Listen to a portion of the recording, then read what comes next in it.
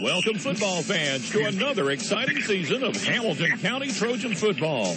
Now, let's take you down to the field for tonight's broadcast here on your voice for Hamilton County and North Florida. Talk 107.5. Good evening, ladies and gentlemen. Welcome to another edition of the Swanee Valley Power Trojan Football Pregame Show, bringing you all the action tonight and all season long. I'm Ryan Mitchell. With me, as always, is Josh Altman. And, hey, Josh, we're not in our friendly confines tonight, man. We are not in the friendly confines. We are in Perry, Florida, home of the Taylor County Bulldogs. One of those areas where we talked about it last week, Ryan, had to bring our own security, just in case. Yeah, just in case. Brought on our good friend Jeremy Thompson with us. You know, things get rowdy sometimes over here in Perry, and it's nice to have a 6'6", 330-pound behemoth of a man with us. He's going to make the WWE roster one day, make us all proud. Well, he actually turned them down. Oh, man. He turned them down. That's tough. We are coming to you live from Dorset Stadium here in Taylor County, and if there is a little background noise, we ask you to kind of bear with us as we're braving the elements tonight. It's a little bit windy. What are we on, like the 35th row? Yeah. We're up there. But it's nice. We got a great view of the field here tonight. We're out here on the 50-yard line. Both teams are out there warming up. Taylor County looking good and dressed in all gray, yeah, with blue stripes. And Hamilton looking good in some brand new unis, right? Super. Special thanks go out to Superintendent Tom Loftus and the Trojan Football Quarterback Club for getting those new jerseys out for the kids. They look sharp out there. It's going to be tough to report on the Taylor County numbers, as their numbers are the same color as their jersey, just outlined in orange. So if that happens away from us, well, we'll just do the best we can with it. Want to go throw that disclaimer out there. Yeah, so if you don't hear the name or number, that's tough. Yeah, if you're keeping score at home, if you're sitting down, marking this down, first off, that's really sad. We're going to do the best we can to give you the correct numbers. If nothing else, we'll give you the correct numbers of ours anyway. We look good. All white uniforms, red lettering, with trimmed out in black. That looks good. And it's kind of futuristic numbers too. Got a little slant to them. It's nice, man. When does it not futuristic anymore? It never will be. Okay. It will always be futuristic. Got a lot of stuff to talk about tonight. As your Trojans are here in Taylor County. Josh got the regular season started off last year against the Tigers from Union County High School, and things didn't go our way, as they were able to come into the vet and get out with a 35-20 win. Let's just kind of start with your overall observations from last week. Man, what a game. It was good and bad, and we will talk about this. We said it time and time again, even on the coaches show last night. It was one of those games where it never felt out of hand. We got down 20-6 at one point during that ball game, but it's always had that feel. We kept waiting on that one big play to get us right back into the game. Mistakes hampered us, and like I said, we'll get into those in just a moment. But overall game, you want to continue to progress and get better and get better and get better week in and week out. And, although we didn't come away with it, did have some good things, just a couple of highlights. Defense got on the board with a fumble recovery in the end zone. Javier Jones, man, what a great play, a 66-yard catch and run. Made a couple of defenders miss and sprinted right into the end zone. James Gandy connected with Ingram on a variation of the halfback pass, which just happens to be Coach Ryan's favorite play. That's my play. That's my go-to. Can't get a first down, let the halfback throw it. So we definitely had some positives going at it, and we're just going to continue to get better and better. But you watch the film, you break it down week in and week out a lot more than I do. Let's get your thoughts on it. Well, after watching the film, I feel a little bit better than I did Friday night. Friday night, I was a little discouraged because I just thought that we were going to be able to move the ball a little bit better. And hats off to Union County. They came in and did what they had to do to take care of us. But offensively, we had some good stuff open up, and it just came down to they made a few more plays than we did. We weren't able to take advantage of some mistakes, and I'm sure Coach Stebbins, Coach Gaddy, and the offensive staff will be able to correct those things after watching the film and having a whole week of practice there. So a lot of stuff to be excited about. Two things I do want to correct last week. We gave Hunter Smith credit for recovering the fumble in the end zone after watching the film. That was Cornelius Lanier who came up with that recovery. And secondly, hats off to the Trojan faithful. For the first two home games, the preseason classic against FAMU last week against Union County, not only were they there, were they early, they stayed for the whole game. They stayed behind the boys the whole time. It was just awesome to see from the booth the support that you all in the community have brought to this program. And Coach Stebbins mentioned that last night in the coaches show, Ryan. As he's a head coach. He's on the sideline. He's got a lot going on, man. He's trying to coach the game, get everything going.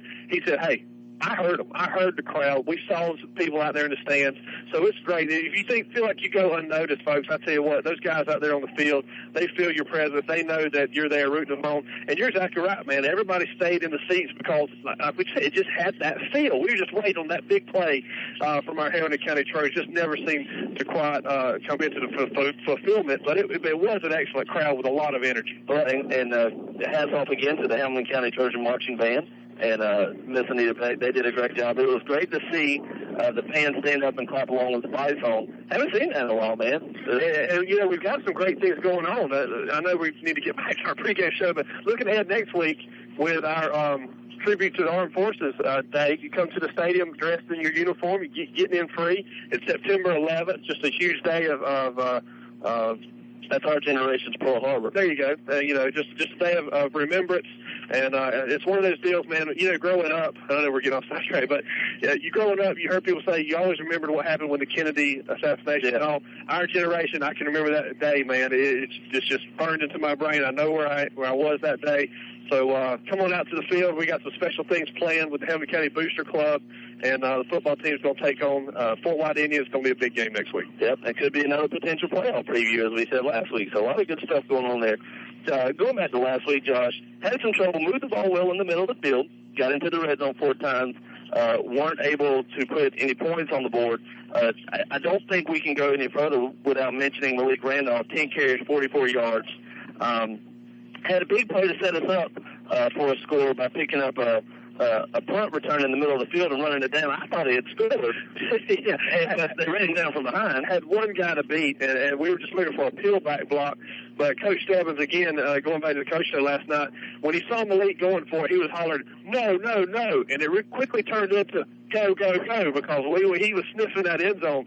So a great play by Malik, and he's one of those guys, man, where we're going to be leaning on him quite a lot this year. Well, talk about his coffin corner kick that set up the not only did his punt return end up, I think that was one of the drives we ended up scoring on, but he also had the kick that we downed at the 1-yard line. Hats off to Andrew Graham and Kendrick Carter for downing it, and then we recovered a fumble in the end zone in the next play. So, even though he didn't get on the scoreboard, without his play, the team doesn't get on the scoreboard. So I'm interested to see how that boosts him going forward in his senior campaign, because definitely a big player for the Trojans moving forward. Josh, defensively, I know you're a defensive guy. We held them rushing to 127 yards on 35 attempts. That's only 3.6 yards per carry, which is pretty good, especially considering how much Union County used to run the ball. They were successful late in the game when they wore us down a little bit. But, man, they threw it around. They threw it well through for over 300 yards. It seemed to me that we could get them in the first, hold them on first down, second down, and manageable for us as a defense, and then we just couldn't get off the field on third down. Is that something you saw? Oh, definitely saw that, Ryan. And it's one of those deals where I believe we had a scheme going that we just really tried to stick to and make it work. I think we're going to see some adjustments tonight from our defensive front, because we're going to face a very similar type offense as in Union County tonight against Taylor County. Going to come out passing the ball a lot. Just little things, Ryan, little mistakes on third down, problems. Had some penalties. Had 13 penalties for 75 yards last week. Several of those came on third down. Got to be more disciplined on the front line. Gave them some easy first downs, jumping off sides. So definitely want to see that. Did have some highlights coming from our defense, man. Darren Walker led the team, 8.5 tackles. Andrew Graham and Cornelius Lanier had 7.5 tackles each. Going back to Cornelius, man, just kind of running down his highlight game. Had a sack, 5 tackles for loss, 3 QB hurries, 1 forced fumble with 2 fumble recoveries, and just like you alluded to earlier, one of them in the end zone, which put us on the board early. I tell you what, man, he's a playmaker. Coach loves him, and just seeing him out there walk out on the field, he's a playmaker. But explain to the folks back home what exactly makes him that playmaker. Well, it's a variety of things. Number one, he's short, and he plays that to his advantage. It's hard to get lower than him, so he can get by the offensive lineman. Number two, he is strong as an ox. I mean, he's didn't quite win a state championship in weightlifting, but came in, he placed well, represented our school well. And then he's fast.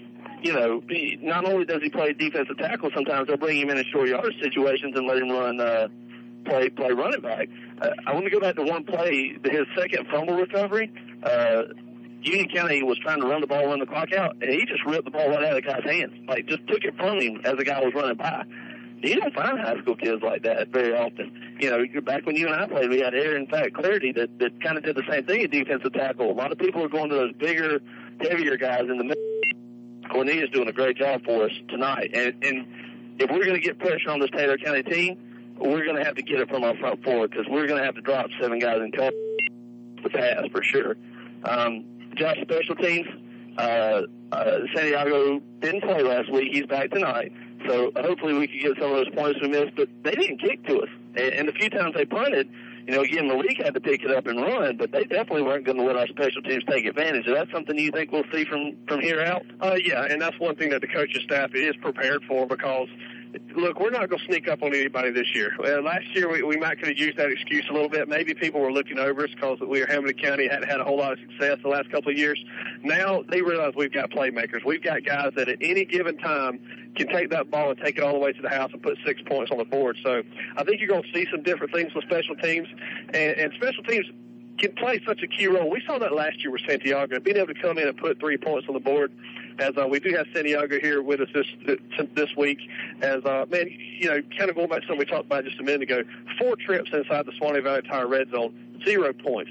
That can't happen. That's the kind of mistakes right there that when we get into the meat of our schedule, we're playing some very tough teams. Your Madison counties, your Mayo, your district games, Jefferson's 3 points can make all the difference in the world. So when we get inside that Swanee Valley Tire red zone, I think it's nice to know you got Santiago in your back pocket and you can put him up there and possibly get 3 points on the board. Josh, one last thing to wrap up Union County.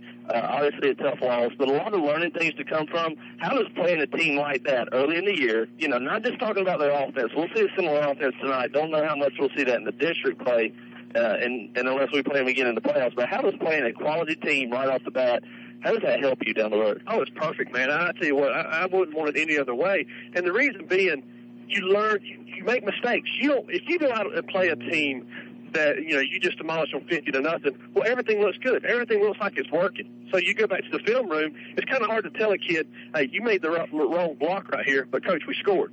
You play a team like Union County, that one missed block can cause disruption of the whole play. So you can go back and look at the film and say, hey, you know, if we'd have made this block right here, hey, that would have been a 10 or 15-yard play. So playing tough teams right off the bat, once you get into the meat of your schedule, once again, some 1A teams that really, really matters in the grand scheme of things, it's just going to play huge dividends playing these big, tough, physical teams. Josh, tonight it doesn't get any easier. As we mentioned, we're on the road coming to you live from Perry Dorset Stadium here on the campus of Taylor County High School. Josh, again, playing another team, very big up front, very athletic. They're a 4A school.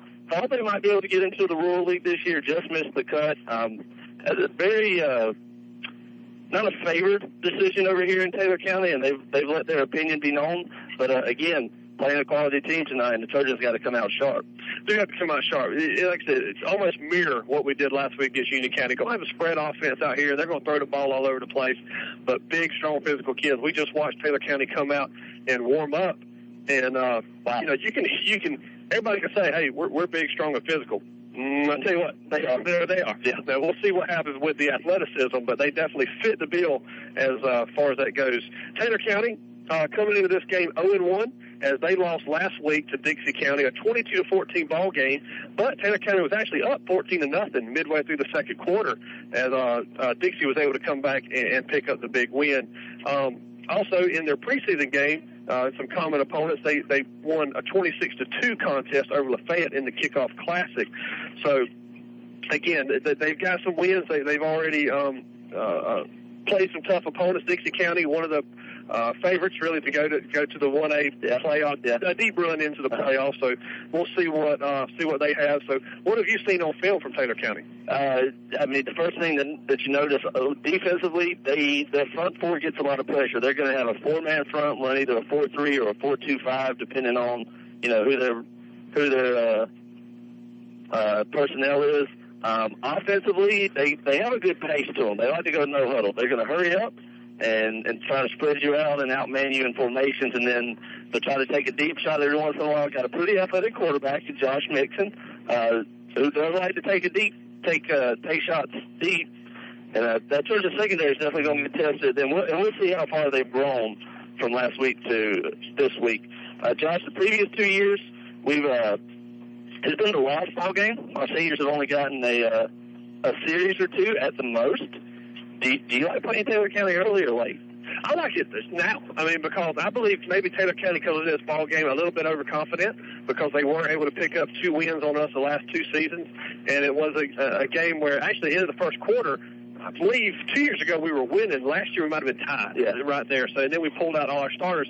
So really the first time in 3 years that this will be a full game, that both starters will stay in the game for most and then try to pick up the win. So I love it. I love our hard schedule right off the bat.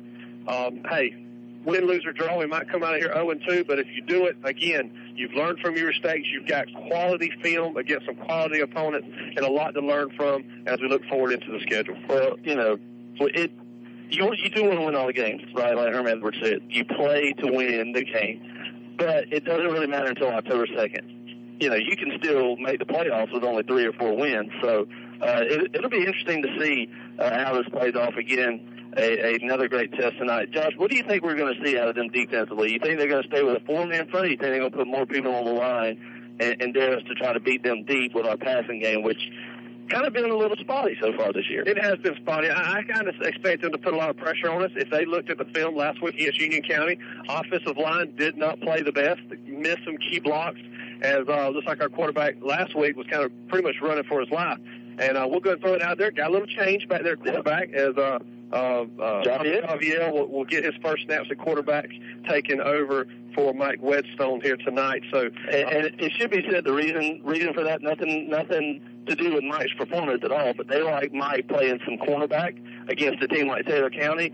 And when you put a lot of you invest a lot into your quarterback in a game like this, you kind of want to be careful with him. So Mike is still playing, nothing wrong with that. He's still going to take snaps at quarterback. Austin Griffin's still going to take snaps at quarterback. But they think that this week having Mike play corner is going to be much more to the team's advantage than at quarterback. Yeah, exactly. And both those kids went into camp getting reps. They both took reps with first team, so it's not completely new. We haven't abandoned our philosophy here as far as the season goes. It's one of those deals where at one point Javier was the leader going in for the quarterback position. So definitely nothing to be alarmed there. But getting back to Taylor County's defense, Ryan, I do see them putting a lot of pressure on us. If we begin to burn them deep, they've got that option. They can go back to a 4-3 front and kind of like we did. We had a 5-man front last week. I think we're going to see more of a 4-man front this week. More people in the secondary. So Taylor County's got that option. We'll see how they adjust throughout the night. Should be a very exciting game. We're looking forward to it. We're trying to hang in here with you if it seems like we're stalling a little bit for time. We're trying to play it so that our break happens when they play the national anthem, but not being a home game, we're not exactly sure when it is. So we'll stay with you as long as we can, kind of recap some things coming up at the high school and take a look around the area. And then we'll just try to, again, coordinate our commercial break around the national anthem. I do want to throw something in there. Speaking of stuff going around at the high school, the Lady Trojan volleyball team went over to Madison County last night and picked up their first district win of the season. It was a shutout, 3-0. All right. Madison County Cowgirls over there. So congratulations to Coach Hannah Perez and all her volleyball team. Dealt with some adversity already this season and doing a good job picking back up, and picking up the win. First district win, most importantly, but got on the right side of the bracket. I've already lost 2 matches this season in 5 sets. They could very easily be sitting at 3-2 right now. So very good volleyball team we have this year. I don't have a schedule in front of me. Get online, look them up, come out, and support these Lady Trojans volleyball team. You and I have had discussion about, possibly doing one of those on the radio, but that'd be tough because, we played a lot of sports growing up, and volleyball just wasn't one of them. So that'd be tough to do. But, yes, to go back to your original point, congratulations to Coach Perez. Both Coach Perez's. Is that Perez I? Do you have more than one? So congratulations to both Hannah and Ruben Perez and the girls on their win. That's anytime you can do something good for the school, for school pride, that's always a plus in our book. Kind of go over the schedule real quick. Again, next Friday night, September 11th, as we've already mentioned, we play host to the Fort White Indians Military Appreciation Night. So wear your uniform, come out. And as we always do, regardless of what night it is, we'll definitely be sure to salute you and thank you for your services. September 18th, we're hosting Class 2A powerhouse, North Florida Christian. The Eagles are coming from Tallahassee to the vet to take on your Trojans. September 25th, we're back on the road at Bradford High School in Stark. October 2nd versus the Bulldogs of Bell, our first district game. Going to be youth league night. Kids wear your jerseys and get in with one paying adult. So be sure to come out and support the Trojans and future Trojans. Give them something good to look forward to. October 9th. Something good. Sorry. I forgot I was on the radio there for a minute. Well, that's not a good thing. Keep going. Not a good thing. October 9th, we're going to go to the new school across the river. Last year we had the original school across the river, but October 9th we go over to a different river, take on the Cowboys in Madison County. October 16th, traveling a little bit further, one county over to Jefferson County where we'll take on the Tigers. October 23rd is Potter's House Christian in Jasper. That will be homecoming. And Halloween night, October 31st, hosting the Hornets of Lafayette High School at home. Our open week is November the 7th. Josh, you like that schedule? It's a little different than it has been in the past. It is. Got a lot of home games. There's a lot of opportunity for fans to come out and support the Taylor County Trojans. See them live and in person is almost as good listen to us on the radio. Not quite, but we'll give it to them. It is a good schedule, man. Got some good district games. As looks like we got 2 at home and 2 away. That Halloween night game against Mayo, man, a playoff spot could be on the line, and that's the last game of the season. And then we finish the regular season with Open. We always defeat Open. And BYE, Open and Bye. A couple of years that I coached, our Open week was week 10, and that works out great if you're going to the playoffs. Unfortunately, may have something to do with who was coaching back then. We didn't make it, so the season was over. It was great. However, if you get a little bumped and bruised, you don't have that week to take off in the middle there. So I'll be interested to see how that plays off. Give the coaches a chance to go scout. Give the guys a chance to get healthy. We're kind of hanging in here right now. We're going to go ahead and send it back to the station for a quick 2-minute commercial break. When we come back, we'll take you around the area, kind of get you set up even closer for kickoff. And hopefully by then we'll have a national anthem and be able to move forward from there. So we'll be right back with the Swanee Valley Tire pregame show on WJHC Talk 107.5. Welcome back to the Swanee Valley Tire Trojan football pregame show, coming to you live from Dorset Stadium here in Perry at the campus of Taylor County High School. Josh, as we're coming back on the air, the Hamilton County High School Fighting Trojan Marching Band is making its entrance. Cheerleaders are here now, and we've already had the coin toss. I believe I was kind of halfway paying attention. But I believe the Trojans are going to receive to start the ball game tonight. So, did want to make one quick correction. Yeah. In our break, my lovely, beautiful wife sent me a text and said that Halloween night is actually a Saturday night this year. So our schedule's wrong that we have in front of us. They will take on the Mayo Hornets on the 30th, which happens to be my beautiful daughter's birthday. Well, you know what? She's the winner of the trivia this week because we had that built in, right? That's what it was. We just wanted to be sure if somebody was listening to correct us on that. So October 30th will be senior night for the Trojans against the Hornets of Lafayette High School. Josh, take you around the area real quick. Couple games of note. Future district opponents, Bell heading over to Trenton. Battle of Gilchrist County Schools last week. Bell got on the board with a 33-0 win over Bronson. Madison County Cowboys head up to Quitman to play Brooks County. Last week, the Cowboys dropped a 20-14 decision to Rickards. Jefferson County hosting the Baby Rattlers of FAMU after they beat West Gadsden 30-0. Josh, that game was played on Monday. Did you know that? I do now. You can never know too much. Because the more you know. The more you know. And our final district opponent, again, as we mentioned, the Hornets of Lafayette High School tonight. They're taking on Blanford. Last week they fell to Northside Christian out of St. Pete 40-12. Josh, any of those games sound interesting to you? They all do. I mean, at this point in the season, you really don't know what a lot of teams have. And I'm not going to pick out one particular one because we could spend a whole segment just talking about those teams. But even teams that traditionally haven't been very good, teams that traditionally have been good, until we get to the second or third week of the season to really see how everything shakes out, every game is important right now. Other opponents we have, Fort White hosting Swanee tonight. Last week, the Indians survived Potter's House Christian 21-20. North Florida Christian hosting Valwood. They defeated Deerfield Windsor 27-26 last week. Bradford County, the Tornadoes, and head coach Corey Green, they head over to Baker County. They were 38-14 winners over Cedar Creek Christian last week. And finally, Potter's House Christian hosts Yulee after dropping their opener to Fort White, 21-20. What's going on out here, man? We're still waiting. We're kind of still waiting, man. There goes the looks like we're fit to get ready for the national anthem. So we're going to send it back to the station for a 3-minute timeout. You're listening to the Swanee Valley Tire pregame show on Talk 107.5. Now let's get back to the game on Talk 107.5. Welcome back to Trojan football on WJHC Talk 107.5. All right.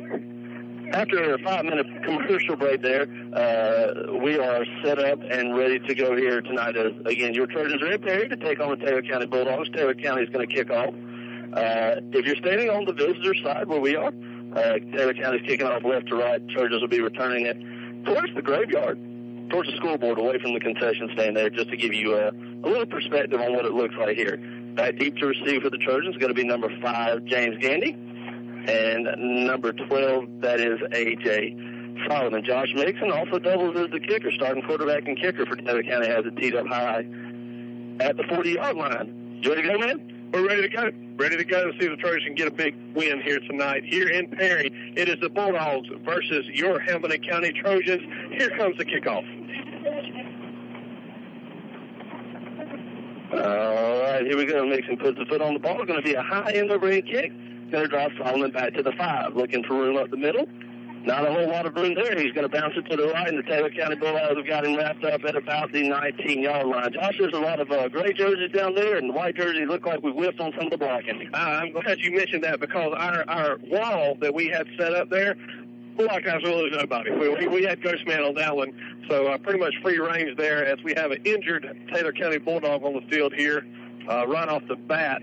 As not sure what's happening, got some trainers out there looking after him. So not the best way to start off the field is the Trojans will start on their own 19-yard line. Do want to mention a couple things quick here, Ryan. Thank you to Swanee Valley Tire, sponsor of the Swanee Valley Tire pregame show. Heard every Friday night here, 30 minutes before kickoff, 7 to 7:30, and also the sponsor of the Swanee Valley Tire Red Zone.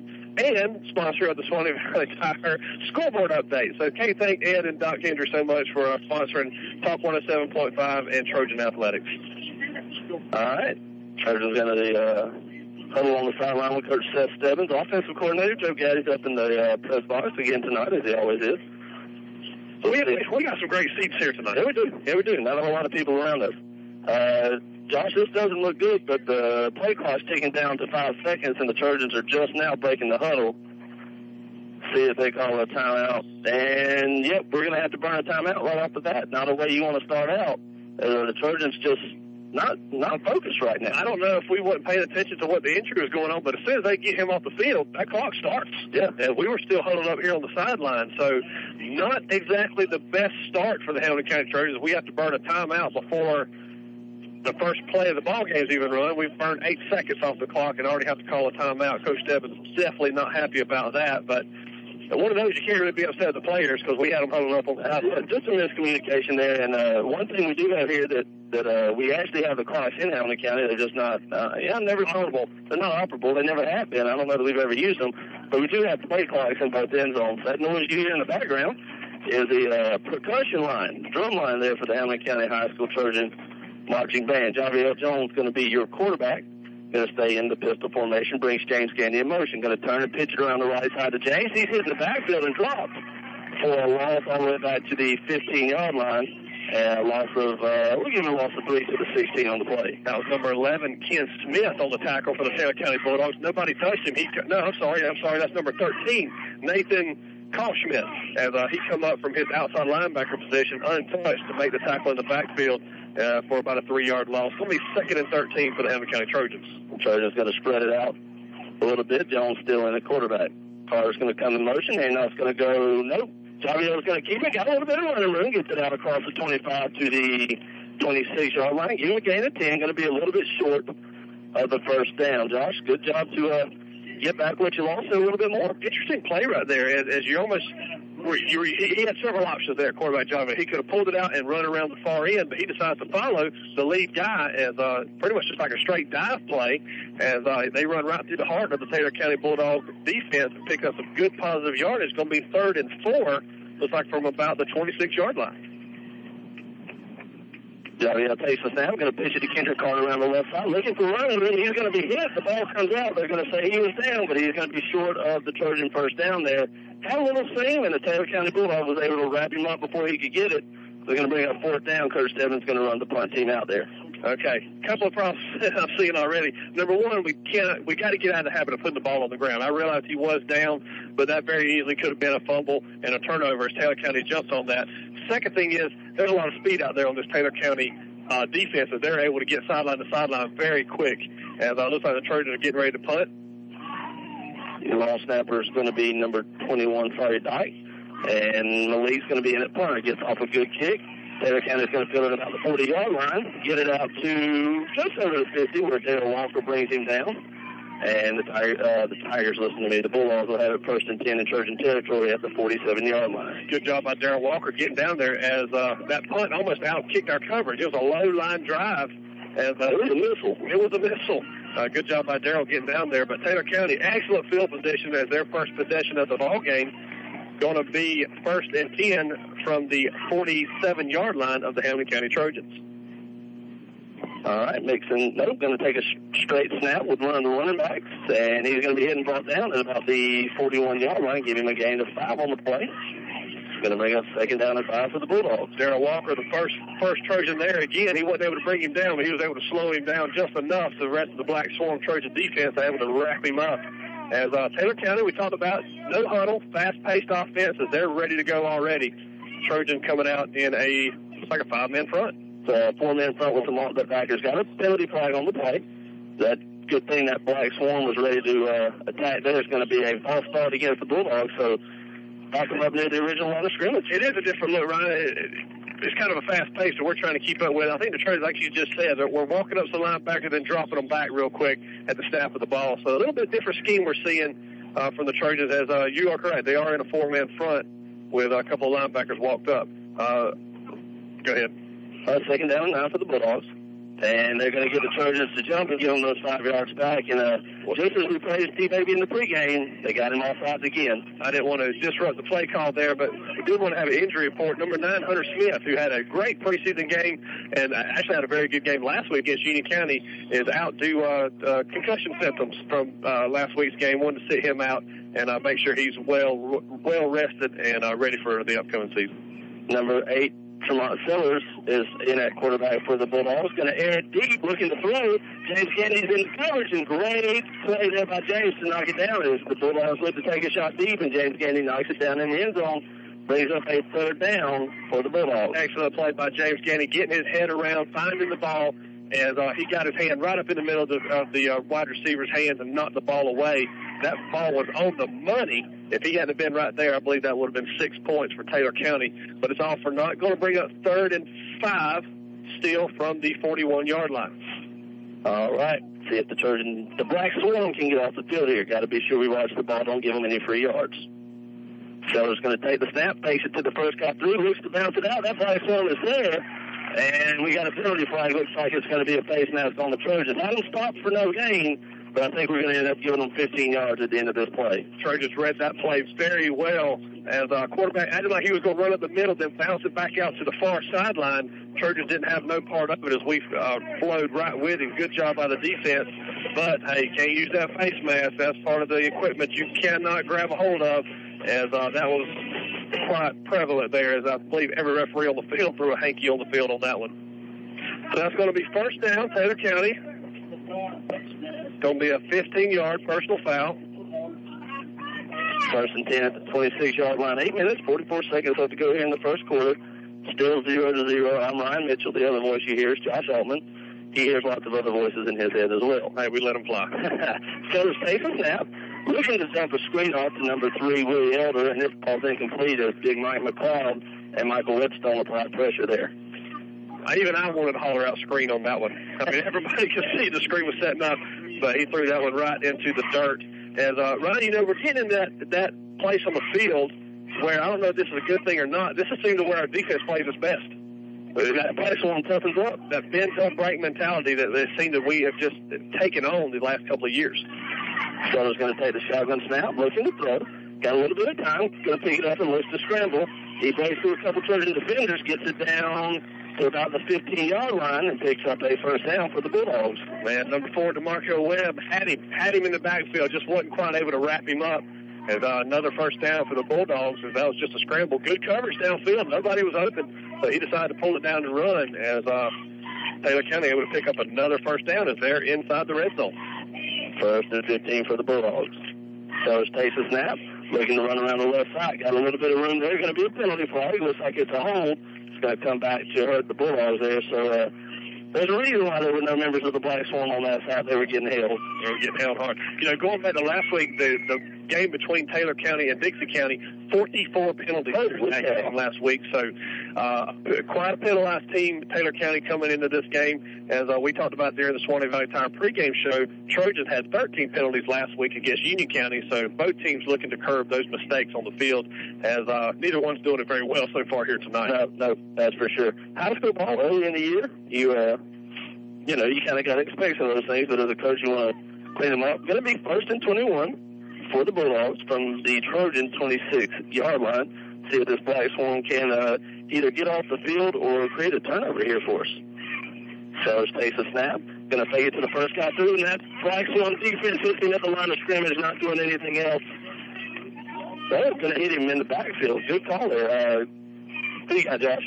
No, I was just kind of looking at the quarterback. What is number 6, Chris Reeves? Oh. It's Chris Reeves back there. No, it's all good.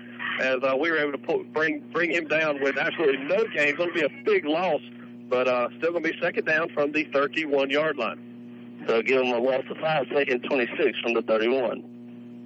And the Trojans are going to jump outside again. This time it's Trey Weary falling victim of the hard count. And that right there, Ryan, is where you're right over he's nose guard. He's got the ball right there in front of his face. You don't move till that ball moves. As our coach is going to pull him off the field real quick. I don't want to be number 24, Trey Weary, right now. All right. Bulldogs are going to go back with their original starting quarterback, number 9, Josh Mixon. They send 2 receivers to either side, 1 running back in the backfield beside him. They try to draw the Trojans off. We don't jump. Good job there by the defensive line as the Bulldogs are going to turn and look to the sideline to see if that's the play they want to run. Mason takes a snap, straight drop, looks to throw, a little bit of time, and it out to his end zone. And the pass is going to be knocked down on a great play by number 18, Mike Whetstone. Josh, we talked about it in the pregame, and there he comes in his cornerback position. Mike Whetstone had plenty of opportunity. I mean, he was right there on him all over that play. I think he might have, should have, could have, would have, might have had an interception right there if they would just pull it. That's a tough play either way. Oh, yeah, no, great job. And again, our secondary is doing a good job of getting our head around, finding the ball, and disrupting the play. All right, going to bring up a third down for the Bulldogs deep in Trojan territory at the 26-yard line. Clock reads 6 minutes and 59 seconds left to go in the first quarter. Mixon takes a snap, goes to throw.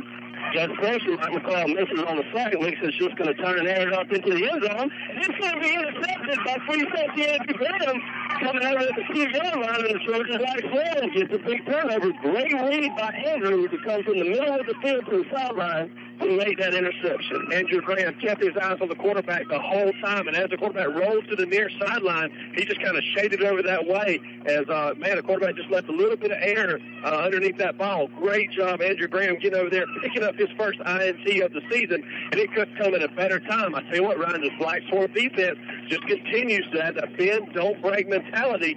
Now our offense has to get on the field in the shadow of our own goalpost. Going to be first and 10. Man, we're on the 3-yard line. All right, Javier Jones is starting quarterback again. Darryl Walker in the tight end tonight.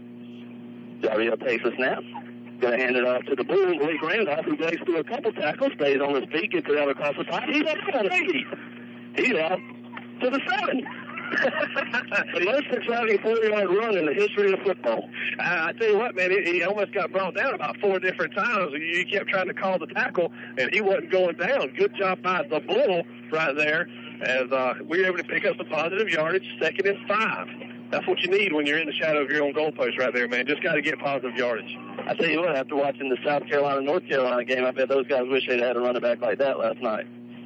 Kendrick Carter's going to come in motion and going to have a penalty on the play. Looks like we had a false start against the Trojans. So all the yardage we got on the first play, we're going to lose it back on this play.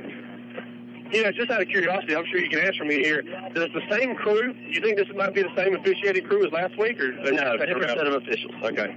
Every school has a contract with an officiating organization, and I'm sure that Perry uses either the Big Bend or one of the referees out of the referee organizations out of Tallahassee. Either way, not the ones we use in Hamilton County. So Josh Clark hadn't run for a couple plays. There it goes. 6 minutes and 50 seconds left to go here in the first quarter. Second down and 11. Second down and 10 from the 3-yard line. Javier takes a snap. Going to keep it himself, looking for room over the middle. Not a whole lot doing there as that Taylor County defense gets him. Give him a gain of 1 out to the 4-yard line. I tell you what, one thing Taylor County is doing a good job, Ron. They're getting penetration through our offense, but they're not flying up the field. Yeah, they're getting penetration, then they're just kind of sitting down, waiting on the play to develop, and then they're attacking. That's a very disciplined defense over there with Taylor County right now. So the Trojans going to have to step it up just a little bit on that offensive front and see if we can knock them back and give our running backs some bigger holes to run through. Third down and 9, ball sits at the 4-yard line. Trojans kind of need to break the huddle in a hurry here. We're down to 10 seconds left on the play clock. Javiel's in the pistol. Going to take the snap. Rolls to his left. Looking to throw. Going to head out deep. Looking for Marquis Ingram. And, good play there by the Taylor County defensive back, as that was number 7, who we don't have a name for. And the pass ball is incomplete, so it's going to be a 4th down. But what a throw by Javier, rolling to his left to air it out deep, looking for Marquis. Yeah, Javier did a good job rolling out, buying some time, found him a wide receiver down the field. Was number 2, Marquis Ingram, who had his man beat. I mean, he had a couple of steps on him. As again, we've seen some good secondary work here tonight, Ryan, as Marquis was a big guy, basketball guy, as he was trying to get up and make that play just like he did a couple weeks ago. We've got an injured Taylor County Bulldog on the field, so we're going to take a quick 1-minute timeout. As you're early in the first quarter, it's 0-0. You're listening to Trojan Football on Talk 107.5. Now back to the action on Talk 107.5. Welcome back to Trojan Football on WJHC Talk 107.5. 5 minutes, 53 seconds left to go here in the first quarter. The Trojans and Bulldogs remain tied at 0. Malik Randolph standing on the back end line of his end zone to play. Here's the line of scrimmages, the 4-yard line. Taylor County return man standing back at about the 37. Sawyer Dyke in to snap it for the Trojans. Good snap from Sawyer. Malik gets off a good kick, low kick. End over end. It's going to be fielded at about the 30-yard line. And that Trojan special ball on the ground. And Taylor County knows how to stimulate, and the Trojans are finally going to come up with it at the 45-yard line. As freshman linebacker Melvin Brown is able to jump on it. And big play for the Trojans there. That Bryce Swan special team comes up big. All right, now we're going to put the ball in our offensive hands. Need some good positive yardage here. As now special teams has created a turnover. Defense has a turnover. We need the offense to step it up right here and give those guys a break. As man, good pursuit down there. Another low line drive. Good job by Malik just getting that punt off. As man, special teams getting down the field, making a play. Going to be 1st and 10 Trojans from the 45-yard line. 5 minutes, 43 seconds left to go. Hopefully the Trojans can get something going here. Javier is going to bring Kevon Webb in motion. Going to pitch it to him on a quick snap. Gets it a close and good. Makes a big hit at the end of the play, but giving him a gain of about 7 or 8 yards. As the Trojans get into Taylor County territory for the first time tonight. Good run by Kevon. Sorry about that. I went from being a radio commentator to a fan as number 2, Rayshawn Hamilton from Taylor County came in and just laid a whooping for a tackle right there. Man, what a lick. Good job hanging on to the ball. Going to be 2nd and 3 with we've crossed the 50-yard line. Javier stays in the quarterback. Brings Kevon in motion again. Going to fake it to him. And we put the ball on the ground, and the Bulldogs are going to have it back at the 49-yard line as we had a miscommunication between Kevon and Malik. Just like that, Trojan offense turns it back over. Tough break right there. As you said, man, just a complete miscommunication. As, number 11, Javier Jones, turned around to give it to Malik, and Malik was totally not ready for that. As I bounced right off his numbers, and they put the ball on the ground. Malik's over here on the sideline talking to the coaches saying that was his fault. As another turnover. That just got to shake it off and play the ball. Now this Bryce Swan's got to come up big for us again. Taylor County has the ball 1st and 10 at the Trojan 49-yard line. Josh Mixon comes back in at quarterback. Landon Bird, number 18, a senior, offsets him to the right. Twin receivers to either side. Trojans going with a 3-man front this time. Looks like we got a little 3-3-5 action here. Mixon takes a snap, straight drop. Gets a little bit of pressure, airs it out deep, got a man wide open, And it's going to be incomplete. Ball on the ground as he was looking for number 11, Ken Smith, and had a little blown coverage there. Smith ran a corner route, and Andrew Graham couldn't get over top in time. Blown coverage is right, Ryan. Andrew Graham could not get over there. That Taylor County Bulldog was wide open. If that throw would have been over his right shoulder, he'd still be walking into the end zone right now. But instead, it was kind of a backside shoulder throw. As he turned around to catch it, just could not haul it in. Big break for the Trojan Black Swarm defense. And that easily could have been 6 points. Second down and 10 from the Trojan 49-yard line. Mason takes a snap. Bulldog defensive line does a good job of holding off the Black Swarm. And that's going to be complete and good enough for a Taylor County first down all the way down to the 37-yard line as a pass was complete to number 10, who we don't have a name for.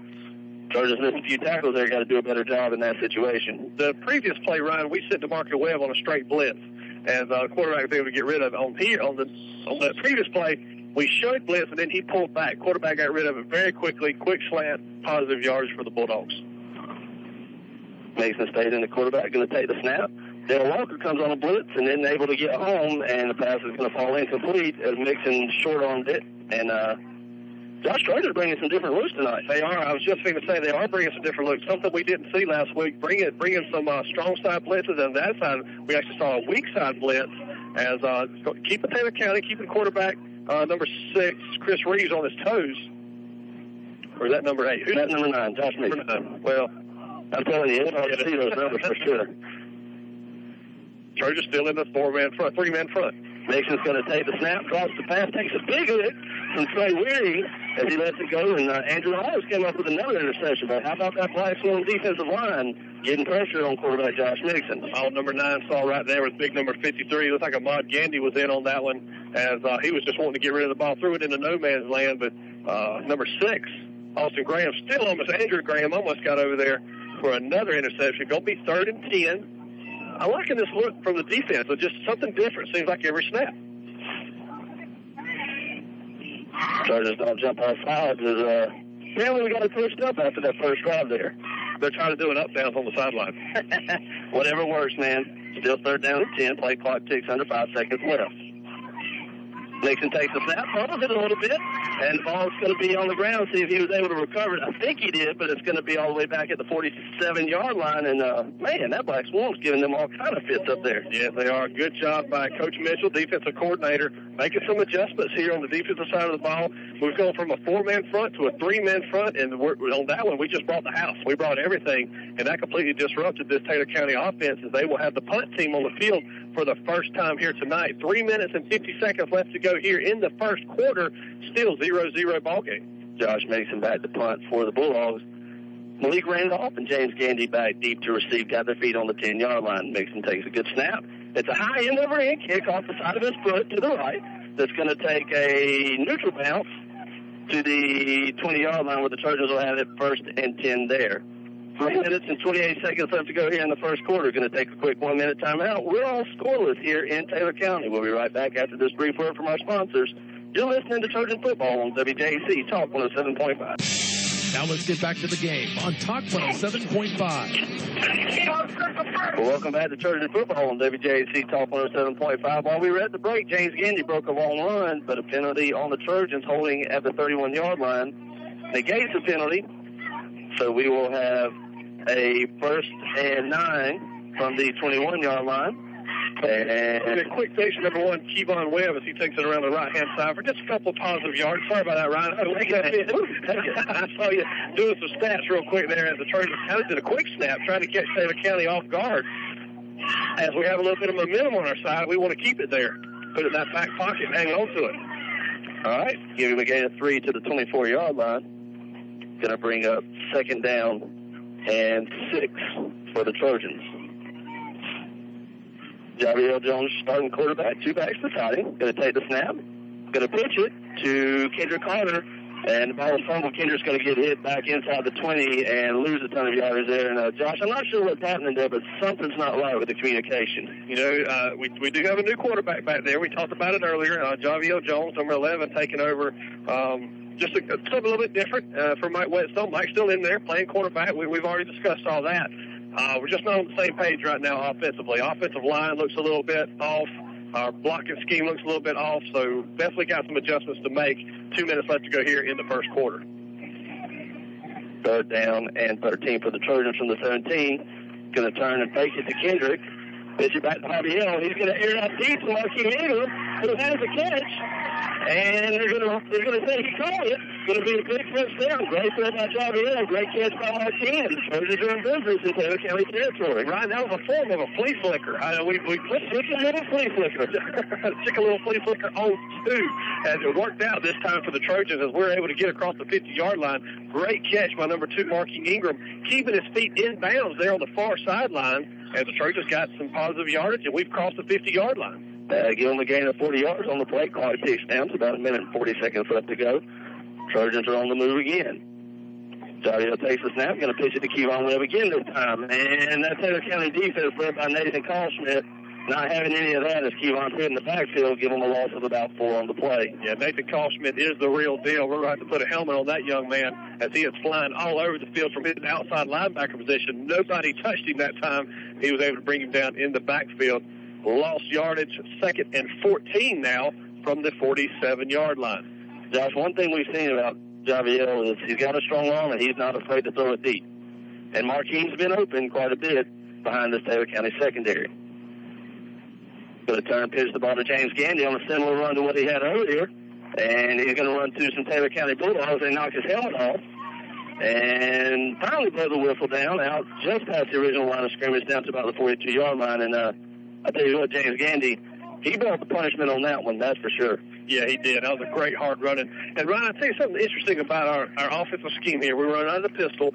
You know, not very often you see the quarterback pitch it to James Gandy and then turn around and be the lead blocker. He goes down, finds a helmet, somebody to hit. That's the old LSU toss lead. I'm going to toss it to you, and I'm going to go get a guy for you. So, interesting offense, I'll tell you. 3rd and 8. Trojans got a little bit of momentum on their side. Ball rests at the 43-yard line. Clock takes down. Probably going to be the last play of the half. Javier rolls to his left, looking to throw. Trying to square his shoulders, can't get it. Pulls up at the last minute, finally pushed out of bounds by some Taylor County Bulldogs.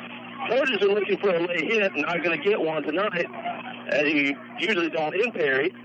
And that's going to be it for the end of the quarter. Give Javier no gain on the quarterback scramble, just couldn't get his shoulder square to the line of scrimmage. And with that, that's going to bring a scoreless first quarter to an end. When we come back, we'll have all the second quarter action for you. You're listening to Trojan Football on WJHC Talk 107.5. Now let's get back to the game on Talk 107.5. All right, 4th down and 9 for the Trojans from the 42-yard line. From the Taylor County 42-yard line, Malik in front formation for the Trojans. Sorry, by the wall snapper. Good snap from Sawyer. As the problem was almost blocked, but Malik does a good job of getting it off. Taylor County's going to pick it up, and a big hit to follow through. And let's see if we got it. Looks like the Trojans are going to come up with it. With another black swan, got a big hit on them, and the Trojans are going to have the ball 1st and 10 inside the 20. Man, a really great job by the Trojans special teams. Maybe we should just start punting it on second now. Yeah, I mean, great job. Back-to-back plays. We tried to punt it to Taylor County as we forced a fumble and able to pick it back up. Good job by the special teams. I actually wanted to give a quick shout-out to Sawyer Dyke. Good job with the snaps. As he's doing a real good job getting it back there. That's where it all starts. As then he's able to get down the field. Man, good job by the punt team. Hamilton County Trojans get the ball. We're inside the Swanee Valley Tire red zone for the first time tonight, right? Javier is going to take the snap, hand it off to Malik. Nothing doing. He falls forward close to the 15-yard line, giving a gain of 1, maybe 2 on the play. Swanee Valley Tire red zone has not been friendly to the Trojans there in our first ball game. 0-4. This will be our 5th trip this season. See if we can put some points on the board. It's going to bring up 2nd down and 8 for the Trojans from the 16-yard line. Josh, you got to get points here. I think this is important, whether it's a field goal or a touchdown. Big drive here for this Trojan offense to get on the board. We've got the momentum on our side. And Trojan offensive line decided to move before the ball snap, so it's going to be a false start to move us back. And it's little things like that just kind of add up over the course of the game. I think that's our 6th or 7th penalty on the night already. Yeah, it has, Ryan. It just moves us back, and now we're outside the red zone. Going to bring up 2nd and 13. Let's see what happens right here. See what the Trojans can do. We've had some success passing the ball got a shorter field right here. Let's see, man, if we can hit a crossing route, maybe across the middle, and pick up some positive yardage and pick on those linebackers from Taylor County. I just have to give you a shout-out for using crossing routes, and that offensive line's went off on you a little bit there, big guy. I'm trying. Second down, 13, Jarrell Jones, your quarterback. Going to bring Kevon in motion. Going to hand it to him on the jet sweep. He just puts his head down and fights forward. Gets back close to the original line of scrimmage, down to the 18-yard line, where it'll bring up 3rd down and 10 for the Trojans. Let's see what the Trojans come up with. I'm just watching this defense. I'm impressed with Taylor County's defense. Not very disciplined. They stay home. They're not flying up the field. You're not catching them out of position. We're going to have to put a helmet on their helmet and block them. We're going to have to be a little bit more physical than they are, as Trojans are going to bring up 3rd and 10 here. 10 minutes to go here in the second quarter. 0-0 ball game. Javiel's going to take the snap. Going to run a little flea flicker again. Javiel's rolling to his right. And he's going to be hit and tackled again by number 13, Nathan Callschmidt, who gets up and does a little finger wag. And Josh, as we talked about last week, can't do that stuff in high school ball, but the officials are letting it go right now. Yeah, so for right now, 0-0 ball game. And I just kind of want to throw this out there. On the backside, number 5, James Gandy ran a post route. Beautiful. It was open. So we'll see if the Trojans come back to that. As we get our first chance to see Santiago Granados, as this will be the ball on the 20, be a 37-yard field goal. That's going to be James Gandy. So it looks like they're going to make Santiago sit for this one. We got a bad snap, and just like that, it's going to be a turnover on downs as the ball went through Javiel's hands. James tried to pick it up, and nothing doing there. So that was I don't think that play was ever fully developed. I think, I may be a guessing man here, but I think we might have been able to run a fake there, and we switched kickers too late. Weren't really sure what was going on, and it backfired on us. So I think when Taylor County was in a defense, we felt like we could get some quick yards on real quick because Santiago was out there on the field, and he ran off real quick as we tried to do something different. Didn't work out this time. Going to be 1st and 10 for Taylor County Bulldogs. Black Swarm back at work. Looks like they're going to go with number 6, Chris Reeves, back at quarterback. He's going to hand off, and there's a little bit of confusion in the Taylor County backfield. Gives the Black Swarm a little bit of time to get there. Reeves, let's see who he handed it off to. I believe that may be number 8, Sellers. Maybe. We don't know. We can't see their jerseys from where we are. Ran to the far side as they were pretty much the 3 stooges in the backfield. They all run together. Trojans didn't know who had the ball. And tackle everybody. Right. It wasn't by design. As all of a sudden, this has kind of turned into a sloppy ball game. Reeves going to take the snap, hand it off again to the right side. And that Black Swarm's there, but not before he picks up close to a 1st down out to the 29-yard line. Give him a gain of 2 or 3 on the play. See where they spot it.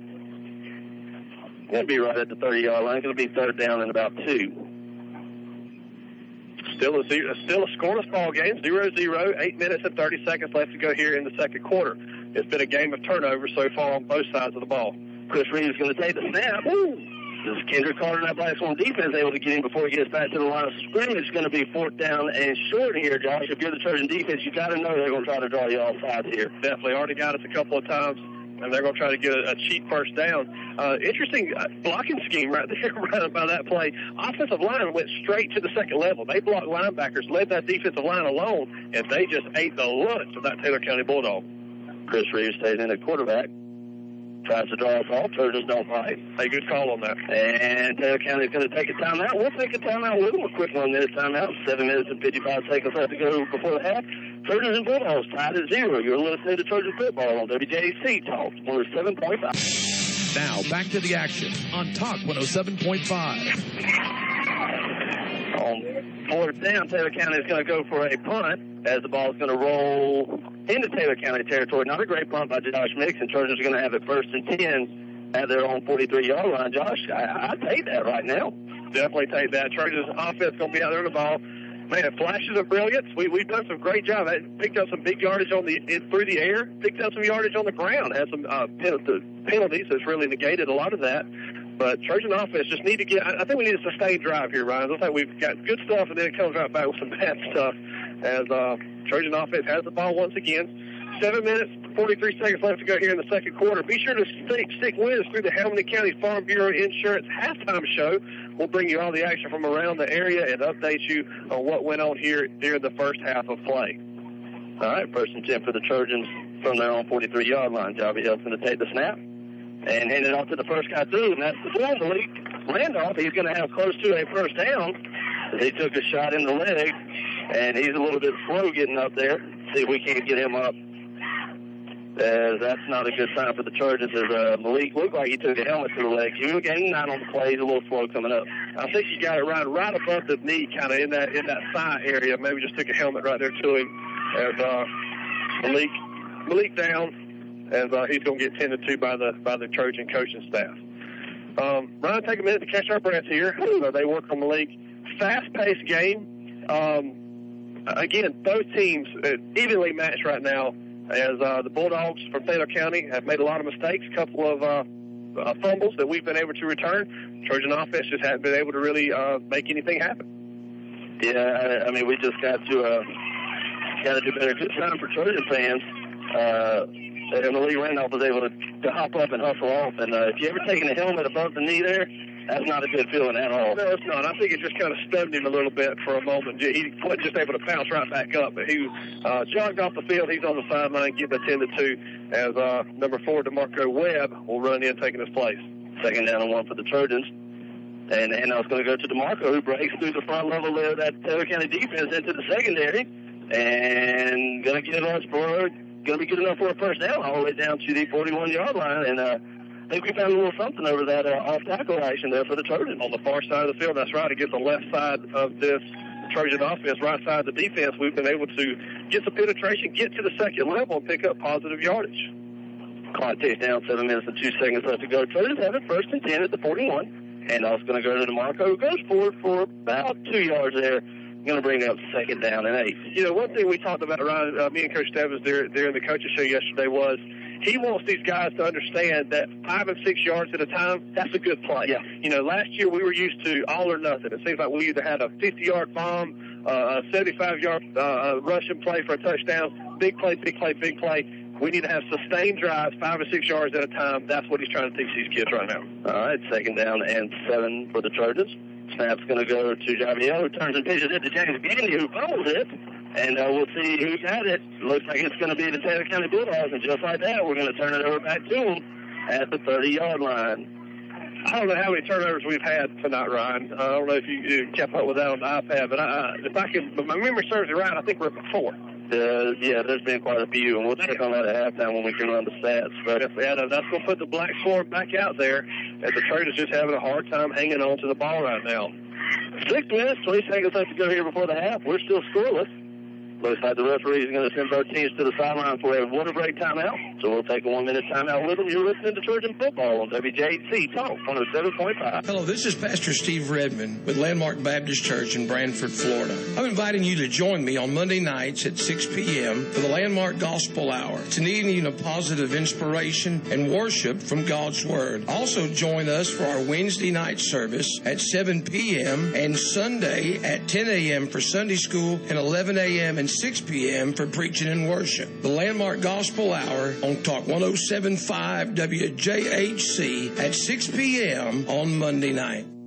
It's me, your heart. High blood pressure is serious, and if you think I'm just going to keep ticking away, you're wrong. I can quit whenever I want, but I like my job. Just treat me better. Maybe we can do some exercise on occasion. After all, we're in this together. Don't let your heart quit on you. High blood pressure can lead to a stroke, heart attack, or death. Get yours to a healthy range before it's too late. Find out how at heart.org/blood pressure. A message from the American Heart Association, the American Stroke Association, and the Ad Council.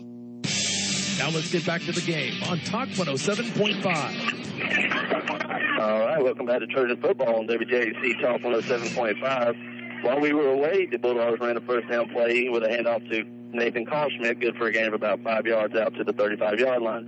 Reed's going to take the snap, turns to throw it out wide, nothing doing there. Serious Candy was in coverage for the Trojans. They're bringing up third down and 5 for this Black Swarm defense. You know, the Trojan Black Storm defense has done exactly what they needed to, as Taylor County kind of abandoned their passing game. Yeah. Kind of went back to the running game. We were able to pick off a couple of passes and force some turnovers, as Taylor County is just strictly on the running game right now, and it seems to be working for them. All right, third down, 5 yards to go here. Chris Reeves stays in at quarterback. Going to take the snap. He drops it. Gets a little bit of pressure from that Black Swan front. And when we tackled him, we swung him forward, going to be very close to a first down. If we just hit him backwards. Wow, what a spot by the referees. I got to say something about that one. I believe his knee was down a little bit back up the field on that, but it's going to be a first down run. Wow. Bulldogs a fresh set of downs. Didn't like that spot one bit. Yeah, I'll agree with you there, Josh. We did throw him forward, but that was a generous spot. Going to bring up 1st and 10 from there on 41-yard line. Going to be a high snap. Reed's looking to run in the Wildcat formation. Nothing doing with that. Black Swans there, led by Kendrick Carter and Daryl Walker. Giving him a gain of 2 on the play, brings up 2nd down and 8. You know, that was another third down opportunity. It would have been a 4th and short. Don't know if the Bulldogs would have went for it or sent the punt team out. But again, you want that opportunity. You don't want to give it away on a bad spot. But we're past that now. 2nd and 7. Trojan Black Swan defense still out there. Chris Reeves stays in at quarterback. Takes a snap, going to hand it off to the first guy through who's hit. And that Black Swan defense probably brings him down. That's a big boy running the ball. Kind of tough to see his number from here. But give him a gain of 1 on the play. As Mike Gandy is going to come in and replace Cornelius Neer in that Trojan front. All right, good play right there. Number 35, Daryl Walker, coming from his outside linebacker position, coming through all that garbage up front and picking up the big tackle, bringing him down. You're right, man. I don't know. I can't quite see that number of the running back, but that was a big old boy. I believe that was some fresh legs in there. 3rd down and 7 for the Bulldogs. Ball sits at their own 44-yard line. See if this Black Swan defense can't get off the field here. Reed is going to get the ball, rolls it to his left. Almost intercepted by Kendrick Carter. Mike Whetstone was in on the coverage as well as Reeves was looking for number 5, Datavius Robinson. And if all's incomplete, Trojan defense going to force the punt. And that Black Swan is living up to its name tonight. Ryan, you know, a lot of things haven't gone right for the Trojans tonight, but I think we can look at our secondary. They've done a great job shutting down this passing attack that the Bulldogs come in here with. That they have. Back deep to receive for the Trojans is going to be number 5, James Gandy. Ooh. Josh Mixon back in punt formation for the Bulldogs. Daryl Walker steps in as well. Trojans running some people on and off the field at the last minute.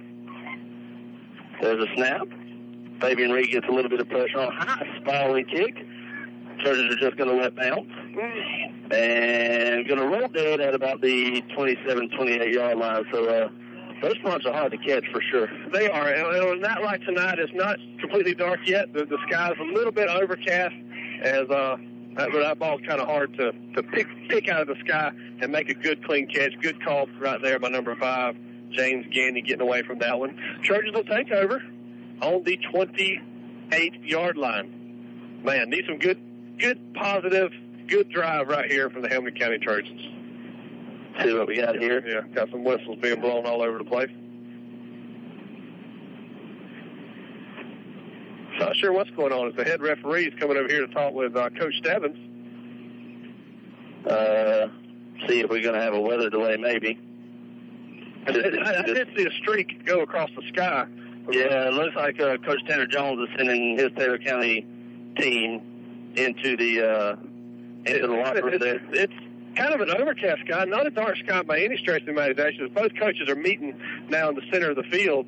As it wasn't a bolt of lightning, just a kind of heat lightning, I guess you could call it, across the sky as the thunder just now rolling in. So that lightning is quite a ways away, but the Taylor County coach has sent all his players towards the locker room, just thundering a little bit. So, well, if there's lightning within so many miles and they have these little meters that detect that, you got to sit 30 minutes, and every time the lightning strikes, starts over again. But I feel like that would be the referee's call, not the opposite, not the... It's the athletic director at the home team. Really? Mm-hmm. Well, there you go. Because they're the ones in charge of the lightning meter. I have a question. All right. I have an answer.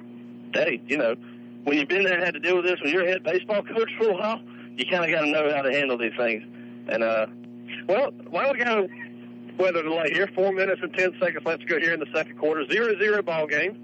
Ryan, we've had opportunities, again, it seems like, just like we did in Union County, as we've had some turnovers. We've got some turnovers. Still a 0-0 ball game on both ends. Yeah, they're going to send the Trojans and the Bulldogs players off the field. What's funny is they emptied the bench from Taylor County, but there are 11 that were playing defense. They took a knee on the field. Yeah, hey, what are we doing, guys? What's going on here? And the coaches and head referees are talking. We're going to stay here for just a minute, and when we find out exactly what's going on, what the ruling is, what we can do, we'll get back with you.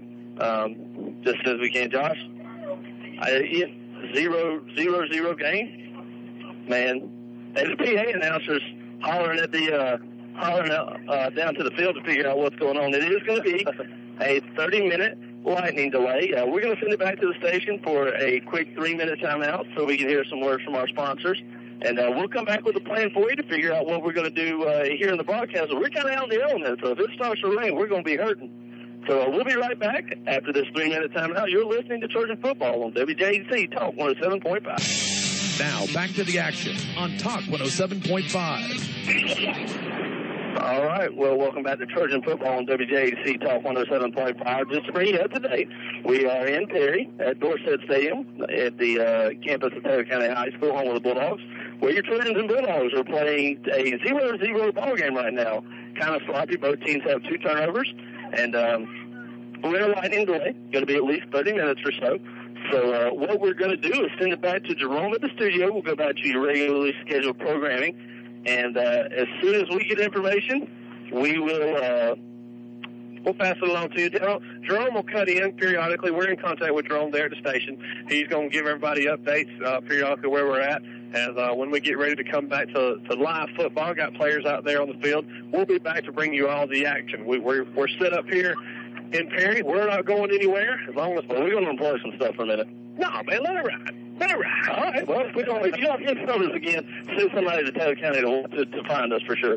So keep close to your radio. As soon as we get players back there on the field, we will be here to bring you all the action here as your Trojans and Bulldogs are 0-0. We got 4 minutes and 10 seconds left to go here in the second quarter. We are in a weather delay, minimum 30 minutes. Every time the lightning pops, clock starts over again. So we'll see how the weather plays out. Stay with us. Stay close to the radio. Check in periodically.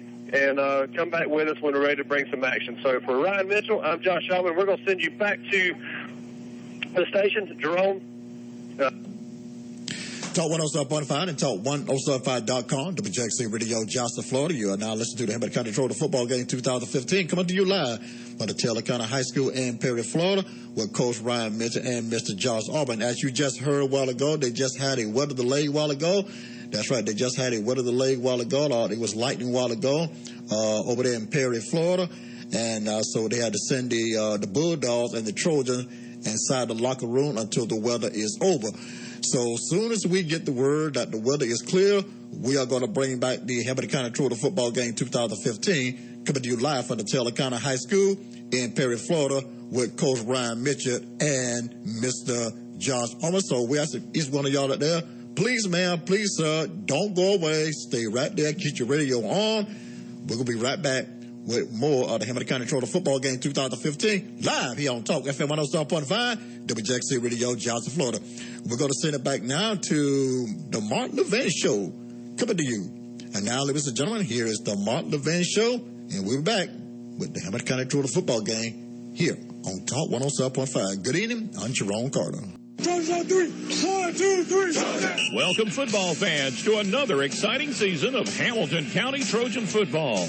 Now, let's take you down to the field for tonight's broadcast here on your voice for Hamilton County and North Florida, Talk 107.5. All right, welcome back to Trojan Football on WJHC Talk 107.5. All right, after a 30-minute lightning delay, 30 minutes or so, we're back on the field playing. Going to be 4 minutes, 10 seconds left to go before they have first down. The Trojans run up to 3 yards with quarterback Javier Jones. Brings up second down and 7 just across the 30. Going to have an abbreviated halftime, about 10 minutes or so, and then we'll get back to third quarter action there. Second down and 7 for the Trojans. Javier takes the snap, pitches it around the key line, looking for room around the left side, gets it out close to the 35, about the 34-yard line. Going to be a third down and short for the Trojans. Thank you, everybody, sticking with us. It's going to be one of those ball games. Hopefully the lightning will stay away. It's still kind of popping a little bit in the background, but we think it's just heat lightning going to stay away. 0-0 ball game. 3 minutes to go here in the second quarter. Been a game of big plays and turnovers so far here tonight, right? And Josh, you were correct. Between the two teams, there were 4 turnovers there before we went to break. Third down, 4 for the Trojans. Going to run the flea flicker again to Javier, who's going to turn and flicks it to Kevon Lewis. Makes a big hit, but comes up with a catch and a first down for the Trojans. As Javier Jones finally able to complete one of those rollout passes, picks up a big first down for the Trojans. And Javier had a couple options there. I believe he had number 5, James Gandy, just a little bit deeper, kind of the same route, a post route right through the middle of the field, right in between the hash marks. So he had his options of which receiver he wanted to go to, dumps it off for a quick first down, 1st and 10 Trojans from the 41-yard line. Going to bring Kendrick in motion. Going to turn pitch it to Kendrick, looking for room around the left side, gets it out to about the 48-yard line. And Trojan offense moving the ball a little bit. Josh, don't want to speculate on a full injury, but it's safe to say Malik Randolph won't be returning to the ballgame tonight. Yeah, Malik, we're going to sit him out. Definitely want him, if it's one of those injuries, going to take a couple of weeks to heal up. We definitely don't want to compound that injury here tonight against Taylor County. We want to save him for those district ball games. All right, clock ticks down, 2 minutes, about 15 seconds left to go here before the half. Again, we're scoreless in Perry. Javier takes a snap, hands it off to... No, going to keep it himself. Got some running around the left side after taking it to DeMarco, and he just runs out of bounds, picks up a good block by Kendrick down the field, and that's going to give the Trojans a first down all the way down at the 33-yard line. Man, Josh, that was tough running that triple option there. Excellent fake right there. I believe he had everybody, including Taylor County, fooled on that one as he was able to pull it out of the gut and run to the far sideline and to pick up some big yardage. Trojans move all the way down to the 33-yard line. 1st and 10. Trojans got something going here as we're inside 2 minutes to go before halftime. Yeah, Javier 19 yards on the carry. As we got something brewing here. Javier takes a snap. Going to hand it off to DeMarco with some running room into the secondary. Going to break a couple of tackles. Got another first down to the Trojan 17-yard line. We finally get about 16. Sorry about that, Ryan. You know, we talked about how disciplined this defensive front is for Taylor County. Finally got them to rush upfield. We were able to cut up right up underneath them. They had no clue who had the ball, and we were into the defensive secondary before anybody realized the Trojan was moving down the field. 1st and 10. We're in the Swanee Valley Tire red zone. Javier's going to bring a guy in motion. Takes a snap. Going to hand it off to DeMarco. Got running room into that Taylor County secondary again. Going to be close to another first down at the 6-yard line, 7-yard line. Give him a gain of 10, and that's good enough for another first down. Hey, let's do it again. It's going to be 1st and goal for the Hamilton County Trojans. We have marched right down the field here. 1 minute, 40 seconds left to go before halftime. Trojans have come out with an offensive spark. Javier Jones again, your quarterback. Going to bring somebody in motion. Got a timeout for Taylor County before the ball was snapped, and Coach Sanders Jones going to try to break this momentum as that Trojan offense hustling off the sideline. Got a little energy about them. Yeah, they certainly do, man. Good combination there as we got the ball opened up before DeMarco Webb's hands, and he's been able to run right through the heart of Taylor County. Had some good blocking by their offensive line, man. We're able to pick up some good blocks, get to the second level. As also a big play. This whole drive has been set up by number 11, Javier Jones, keeping it on the could have pitched it. I guess you call it an option, but today whatever you want to do to the far side of the field, option there. So let's see what happens when the Trojans have 1st and goal as we're knocking on the door here. Two things, Josh. Got to give a shout out to the big uglies up front. Made a couple of adjustments there. Kind of tough to see the blocking when you're calling the play to see what happens to tell the good folks back at home. But secondly, what a worsery when you lose a guy like Malik for tonight. You got a DeMarco Webb right behind him to come in, and DeMarco had a tough game last week, and so glad to see him bouncing back pretty well tonight. So hopefully we can finish this drive here. As last week, Swanee Valley Tire red zone wasn't good for the Trojans. That's definitely right. Let's see if we can make Swanee Valley Tire proud here. If you want to be proud of your tires, go see Swanee Valley Tire, Ed and Doc Kendry. Put you on a nice set of wheels, rims, whatever you want, they can make it happen. What a great segue. 1st and goal for the Trojans from the 7. Pitch is going to go to number 12, A.J. Solomon. He's going to be close. Touchdown, Trojans. 7-yard touchdown run by number 12, A.J. Solomon. Coach Stebbins is going to run out the field goal team. As, man, what a drive by that Trojan offense. Ryan, is this the same offense that we did going into the lightning delay? If that's what we need, throw another lightning delay out there. Let's see what else we can do. Good job, Trojans march right down the field, put 6 points on the board, and out comes the swinging gate. Santiago is going to enter the game. Javier the holder. And the Trojans forgot they got everybody out there except for the T. Now they got the T. Now they're running personnel on there. With Malik being out, got to have a fill-in for him. A little bit of confusion. We're set up for the extra point. Santiago Granados. Sawyer Dyke is the snapper. Javier's the holder. There's the snap. Holds down. Kick is up. And the kick was good, but we had a late whistle. I don't think we were set quite on the front. We had some guys standing up, some guys down. Go back them up a little bit. I think that's the only guy happy about that is Santiago. But he made that kick, too. He can't do it again from 5 yards back. 1 minute, 24 seconds left to go here before halftime. Going to be an abbreviated Hamilton County Farm Bureau halftime show. As we were in at the lightning delay earlier, if you're just joining us, Trojans just put the points on the board, 6-0, pending the extra point here from Santiago Granados. I just like saying that name. Good snap, good hold, kick is up, and it is good. 1 minute, 24 seconds left to go before the half. Your Trojans take a 7-0 lead over the Bulldogs. We'll be right back after this 1 minute timeout. You're listening to Trojan Football on Talk 107.5. That's why I was looking at Jeremy, make sure. All right, welcome back to Trojan Football, WJHC Talk 107.5. Trojans come out of the 30-minute lightning delay with about a 3-minute drive to get some points on the board tonight.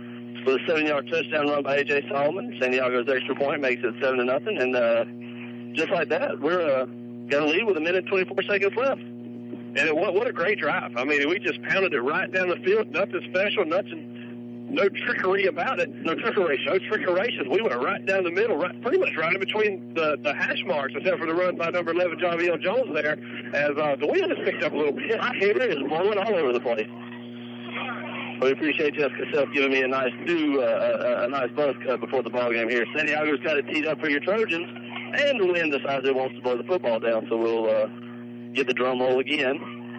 As number 11, Ken Smith, back deep to receive for the Bulldogs. He's quite the electric athlete, so Trojans going to have to do their best to keep the ball away from him.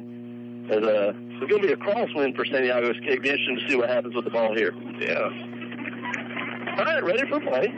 Let the ball stay up here. Santiago gets a low line drive kickoff. It's going to bounce back behind the Taylor County return in. It's going to be picked up by Smith at about the 5. Got some room around the left side. And he's got plenty of running room. Got a couple penalty flags. Yeah, Santiago with a big tackle all the way down at about the 32-yard line. They got a penalty flag way back at the 22-yard line. So, I'll tell you what, Ryan, I don't know where to start on that one. And the kick went all the way to the 5-yard line. Taylor County picked it up, and when he hit the sideline, man, there were Trojans flying everywhere as they had the wall set up. But I tell you what, man, a couple of those, they didn't see the front of the jersey. They saw the back as they were able to put some Trojans on the ground. Going to be clipping, bring it all the way back. As give a shout out to Santiago. What a great tackle. Great tackle. I think the first time he's used those shoulder pads in 2 years. You never want to see him make the tackle, but man, what a great job he did there. So, team player stepping up and making the tackle. As that penalty is going to put the ball down at the 14-yard line. Taylor County takes over. 1 minute, 10 seconds left to go here in the second quarter. Your Trojans lead 7-0. Already had a lightning delay here tonight as the Trojans come out of the lightning delay and marched pretty much about 65 yards right down the field for the first score of the night. Wow, interesting formation we got here, Ryan, coming out in a bunch formation for Taylor County. Go with the diamond out to the right, 4 wide receivers. Josh Mixon's going to be the quarterback. First and 10. Josh set from the 13-yard line. Mason takes a snap. Going to look to throw. Airs it out deep. And it's going to be incomplete. Good coverage there by number 2, Markeem Ingram. As the Trojans weren't fooled by that formation, seeing it on film last week. Yeah, no, definitely, Ryan. As that was a design play all the way to number 2, Rashawn Hamilton. As they just were trying to get him going right down the seam. Good job by the Hamilton County Trojans. Again, secondary played awesome here tonight so far. As we have all but shut down that passing game for Taylor County. Hope I didn't jinx us right there. All right, going to bring up second down and 10 from the 13-yard line. Taylor County is going to stay in that diamond formation. They like to throw little quick hitters out there, see if the Trojans are prepared for that. There's a snap. Mason's going to look to throw. Going to go backside to a single receiver, and it's going to be caught by number 6 for the Bulldogs, but a big hit by Andrew Graham. That's good enough for a Bulldog first down all the way out to the 36-yard line. Chris Reeves on the catch for the Bulldogs. Number 6 on number 6. Give a shout out to number 6, Chris Reeves, for hanging on to that ball because Andrew Graham come from his safety position, did everything he could. He put a pop on him, but he was able to hang on to the ball. First and 10, Taylor County. Got 58 seconds left to go here before the half. Mason's going to turn. Throws. Pass is going to go backwards. Trojans are going to pick it up. And that's going to be good for the Trojan touchdown. And number 11, Johnny Jones picks up the football and runs it in. And the Trojans lead extends to 13-0 with the extra point on the way. Right, I tell you what happened right there. The wide receiver, he didn't even go after the ball. It was a bad pass. He wasn't able to pick it up. He just watched the ball lay on the ground. Javier Jones says, "I'll take it," picks it up and runs it right back in for the touchdown. Trojans extend their lead to 13-0, pinning the extra point. Man, heads-up play by number 11, Javier Jones. As we were not fooled, Brian, as you just called it just a minute ago, saying Taylor County likes to go out and do that quick pitch outside. Man, we were ready for it. I think we might have heard you a little bit on that one. Hey, that's what you get when you watch film. All right, another penalty on the field. Going to be a false start against the Trojans again on the extra point. Got to fix that. As Santiago going to back them up, because we do have quite a wind to deal with right now. The American flag is in that end zone, and it is whipping there at the top of the flagpole. So we'll see. Man, Trojans coming out of the lightning delay run. Wow, just had 4 minutes left to go before the half, and Trojans been able to put an offensive touchdown on the board, and now we've scored on defense. And special teams has 2 turnovers. Hey, all right. Sorry, Dyke enters as the long snapper. Javier is going to hold. Santiago set up to attempt the extra point. Good snap, good hold. Kick it up. High enough, low enough. Splits the uprights over the net. On the concession stand, the kick is good. 43 seconds left before the half. Your Trojans take a 14-0 lead over the Bulldogs of Taylor County. Man, it's exciting. We were talking about how this Trojan offense didn't really have the quick score mentality. Hey, man, when you got a defense that's able to do that, their special teams are able to create turnovers, and the offense, I'm ready to see what they got. I don't want them back out there, man, at the last drive. Let's just talk about Javier for a minute. The kid gets his first started quarterback, done a good job managing the offense, had the big run to set us up for the first touchdown, and then a heads-up play. Everybody else had quit on the play. Right. Javier saw the ball, knew it was a backwards lateral, picked it up, ran it in, and just like that, Trojans were up 2 scores. And, you know, if you're a Bulldog, that's got to be deflating. That was working. Very much so, because I tell you what, that was just a critical play there. It was very obvious a backwards pass. I mean, he threw that pass 6-7 yards behind the line of scrimmage, and when he wasn't able to make the catch, he just let the ball roll on the ground. And like you said, heads-up play, number 11, Javier Jones, and I'll take it to the house. Well, Josh, last time we kicked off, it was a lot of, had the penalty, but Santiago out-kicked the coverage, and it wasn't that our guys missed tackle. It wasn't that, we just flew to the ball, and he was able to get, it was just kind of a scramble drill. He was able to come around everybody and get to the sideline. The initial wave of Trojans, he was able to get around. Well, then we were outnumbered. All the Taylor County guys were downfield. We were upfield, and that almost spelled disaster. All right, 43 seconds left to go before the half. Again, your Trojans lead 14-0. Santiago gets a high kick in over here, going to chase Smith back to the 2-yard line. He's going to try to come out.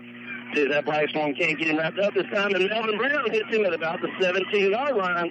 That Black Storm special teams there doing a good job for the Trojans. Great kick by Santiago. Was an excellent kick, and I'll give you a shout-out to number 14, Melvin Brown. Not only did he run down and make the tackle, he took one heck of a lick from a blocker, bounced right off of him, able to keep his wits about him and make the tackle. Just a freshman, Ryan. Good job again on special teams. Well, boy, lots to be excited about if you're a Trojan fan. 35 ticks left to go before the half. See what the Bulldogs decide to do. Going to go with that diamond set. 4 wide. To the right. Defensively, you just want to keep everybody in front. Yeah. No big plays. Right. Away from the big play. Quarterback's going to be Chris Reeves. Takes a straight snap up the middle. And Darryl Walker's waiting for him just past the line of scrimmage. Give him a gain of 3 out to the 20. Nothing doing for the Bulldog offense. Good job, number 35, Darryl Walker. Man, what a playmaker he is here on this defense. From his linebacker position, he has been all over the field here tonight. Good discipline play, open field tackle, minimum yardage for Taylor County Bulldogs. Got a timeout for Hamilton County with 10 seconds left to go before the half. Our Trojan defensive staff wants to make sure that everybody is squared away here. So it looks like they're man down as Melvin was a little shaken up coming off the field on that kickoff, and it wasn't communicated. Get somebody in for him there. Yeah, we had that timeout. 10 seconds left to go before half, so we had a timeout to burn. And like you said, I almost want to put in a prevent type defense here, Ryan. Is victory defense? Victory? Prevent defense. No, yeah. We call it what we got to do. Prevent defense, that's one thing. Prevents the other team from scoring. That prevents you from winning.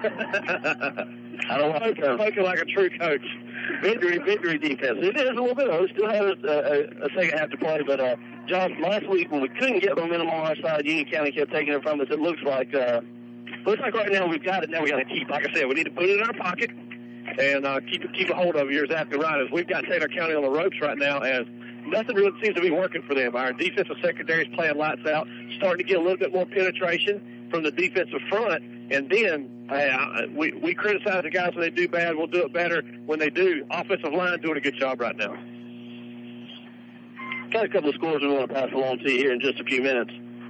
Taylor County is going to come out 4 wide to one side, single back to the left. Reeves going to take the snap, going to get hit in the backfield, and finally brought down at about the 27-yard line. Trojans trying to strip the ball from him, but nothing doing as he goes down. Going to be right at the first down marker, nothing doing there, and that's going to bring it to the half with your Trojans leading the Taylor County Bulldogs 14-0. We'll be right back after this 3-minute timeout. You're listening to Trojan Football on WJHC Talk 107.5. Now back to the action on Talk 107.5. And welcome back to Perry as your Trojans go into halftime up 14-0 over the Taylor County Bulldogs. I'm Josh Altman. With me is Ryan Mitchell as you are in the middle of the Hamilton County Farm Bureau Insurance halftime report.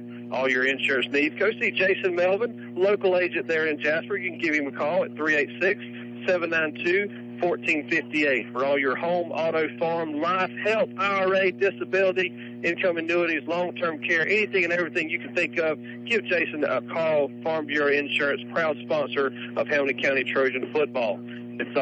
We're going to real quick give you a rundown of scores around the area.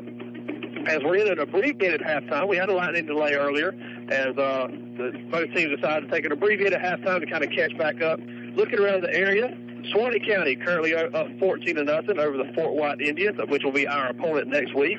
Madison County has to travel to Brooks County this week.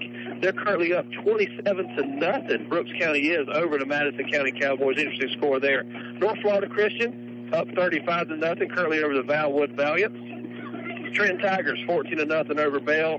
And Union County, our opponent from last week, up huge on Agape Christian, 51-0 over the Agape Christian out of Orlando. One more score, Lafayette Hornets are now up 14-6 over Branford.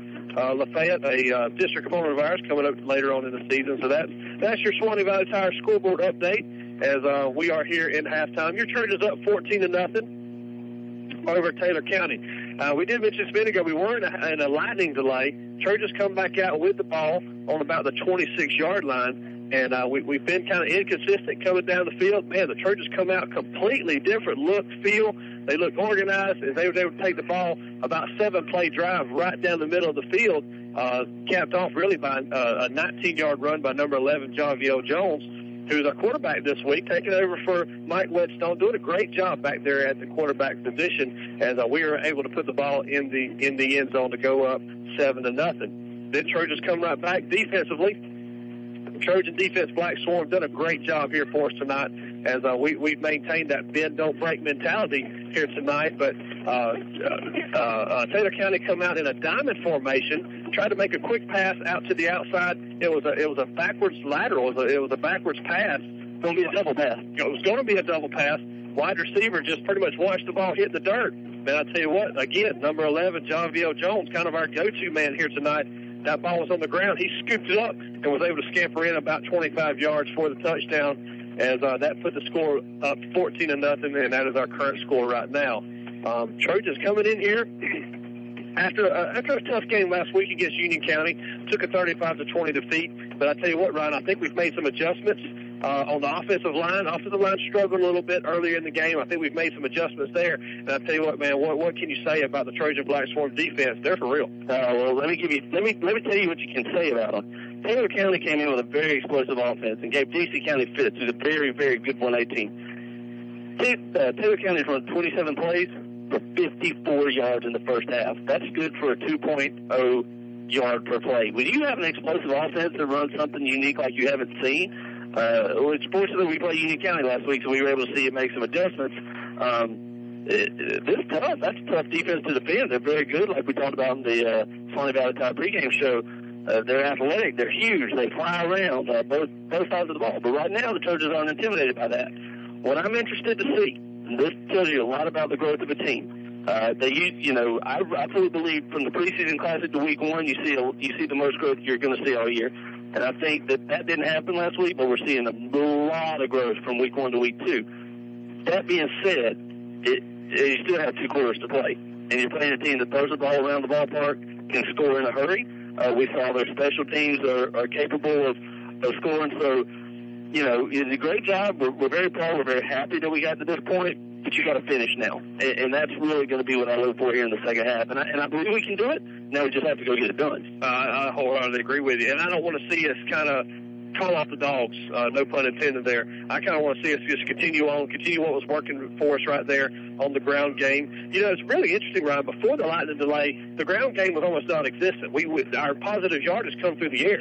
So, Jones making up some big passing plays. We come right out, and the running game seems to be where we're picking it back up. So, interesting to see right here with the coaching staff coming back out of this abbreviated halftime show what we're going to roll with. And let's see what happens. Trojan defense, again, secondary playing lights out, doing a good job. But like you said, so many different formations Taylor County could come out. We saw the diamond formation. We've seen 4 wide. You've seen the Wildcat with Chris Lees back there versus their normal quarterback, who's Josh Nixon. So Coach Tanner Jones of Taylor County, who's the son of longtime Wakulla coach J.D. Jones, a Hall of Famer in the state of Florida.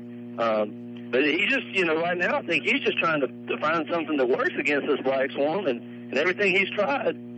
So much. And again, not going. I know we keep going back to last week, but how the secondary's played. We've got an INT. We've made some big hits. I think if we could have done that against Union County, I think that would have adjusted their scheme a little bit. So definitely glad to see that adjustment on defense.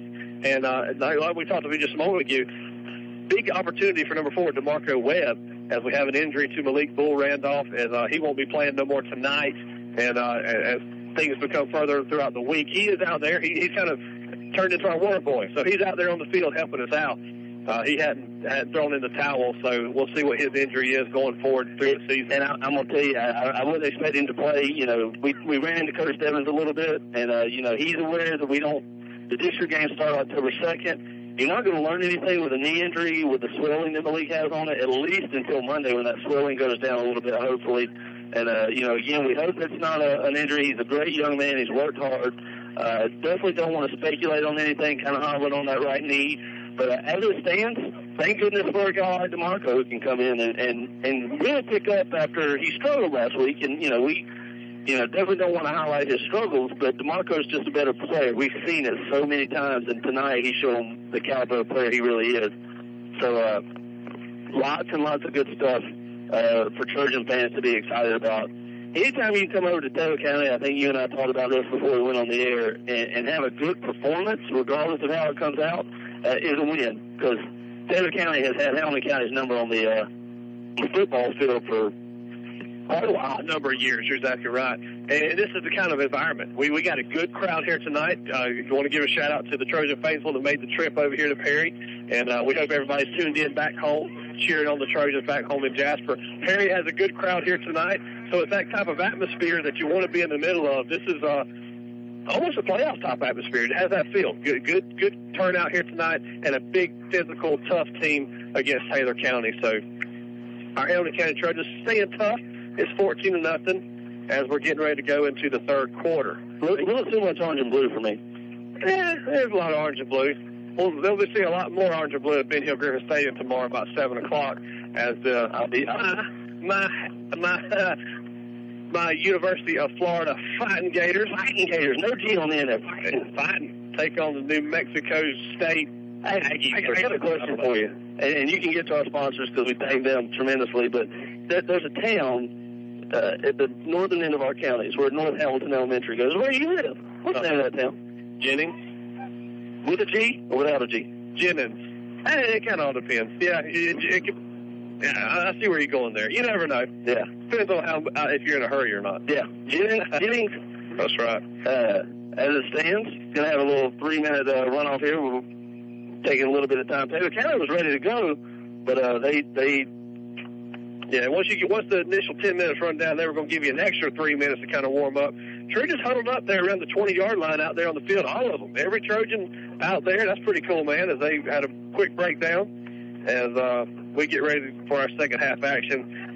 Want to thank our sponsors real quick. Run them down. You hear those commercials. Can't thank Hamilton County Farm Bureau Insurance enough being our halftime sponsor. Hopefully we'll have on Jason Melvin next week during our halftime show. He will be live in the studio with us, or the booth with us, to give us all the updates, what's going on there at Farm Bureau. Again, home, auto, farm, life, health, IRA, anything and everything. Please give him a call.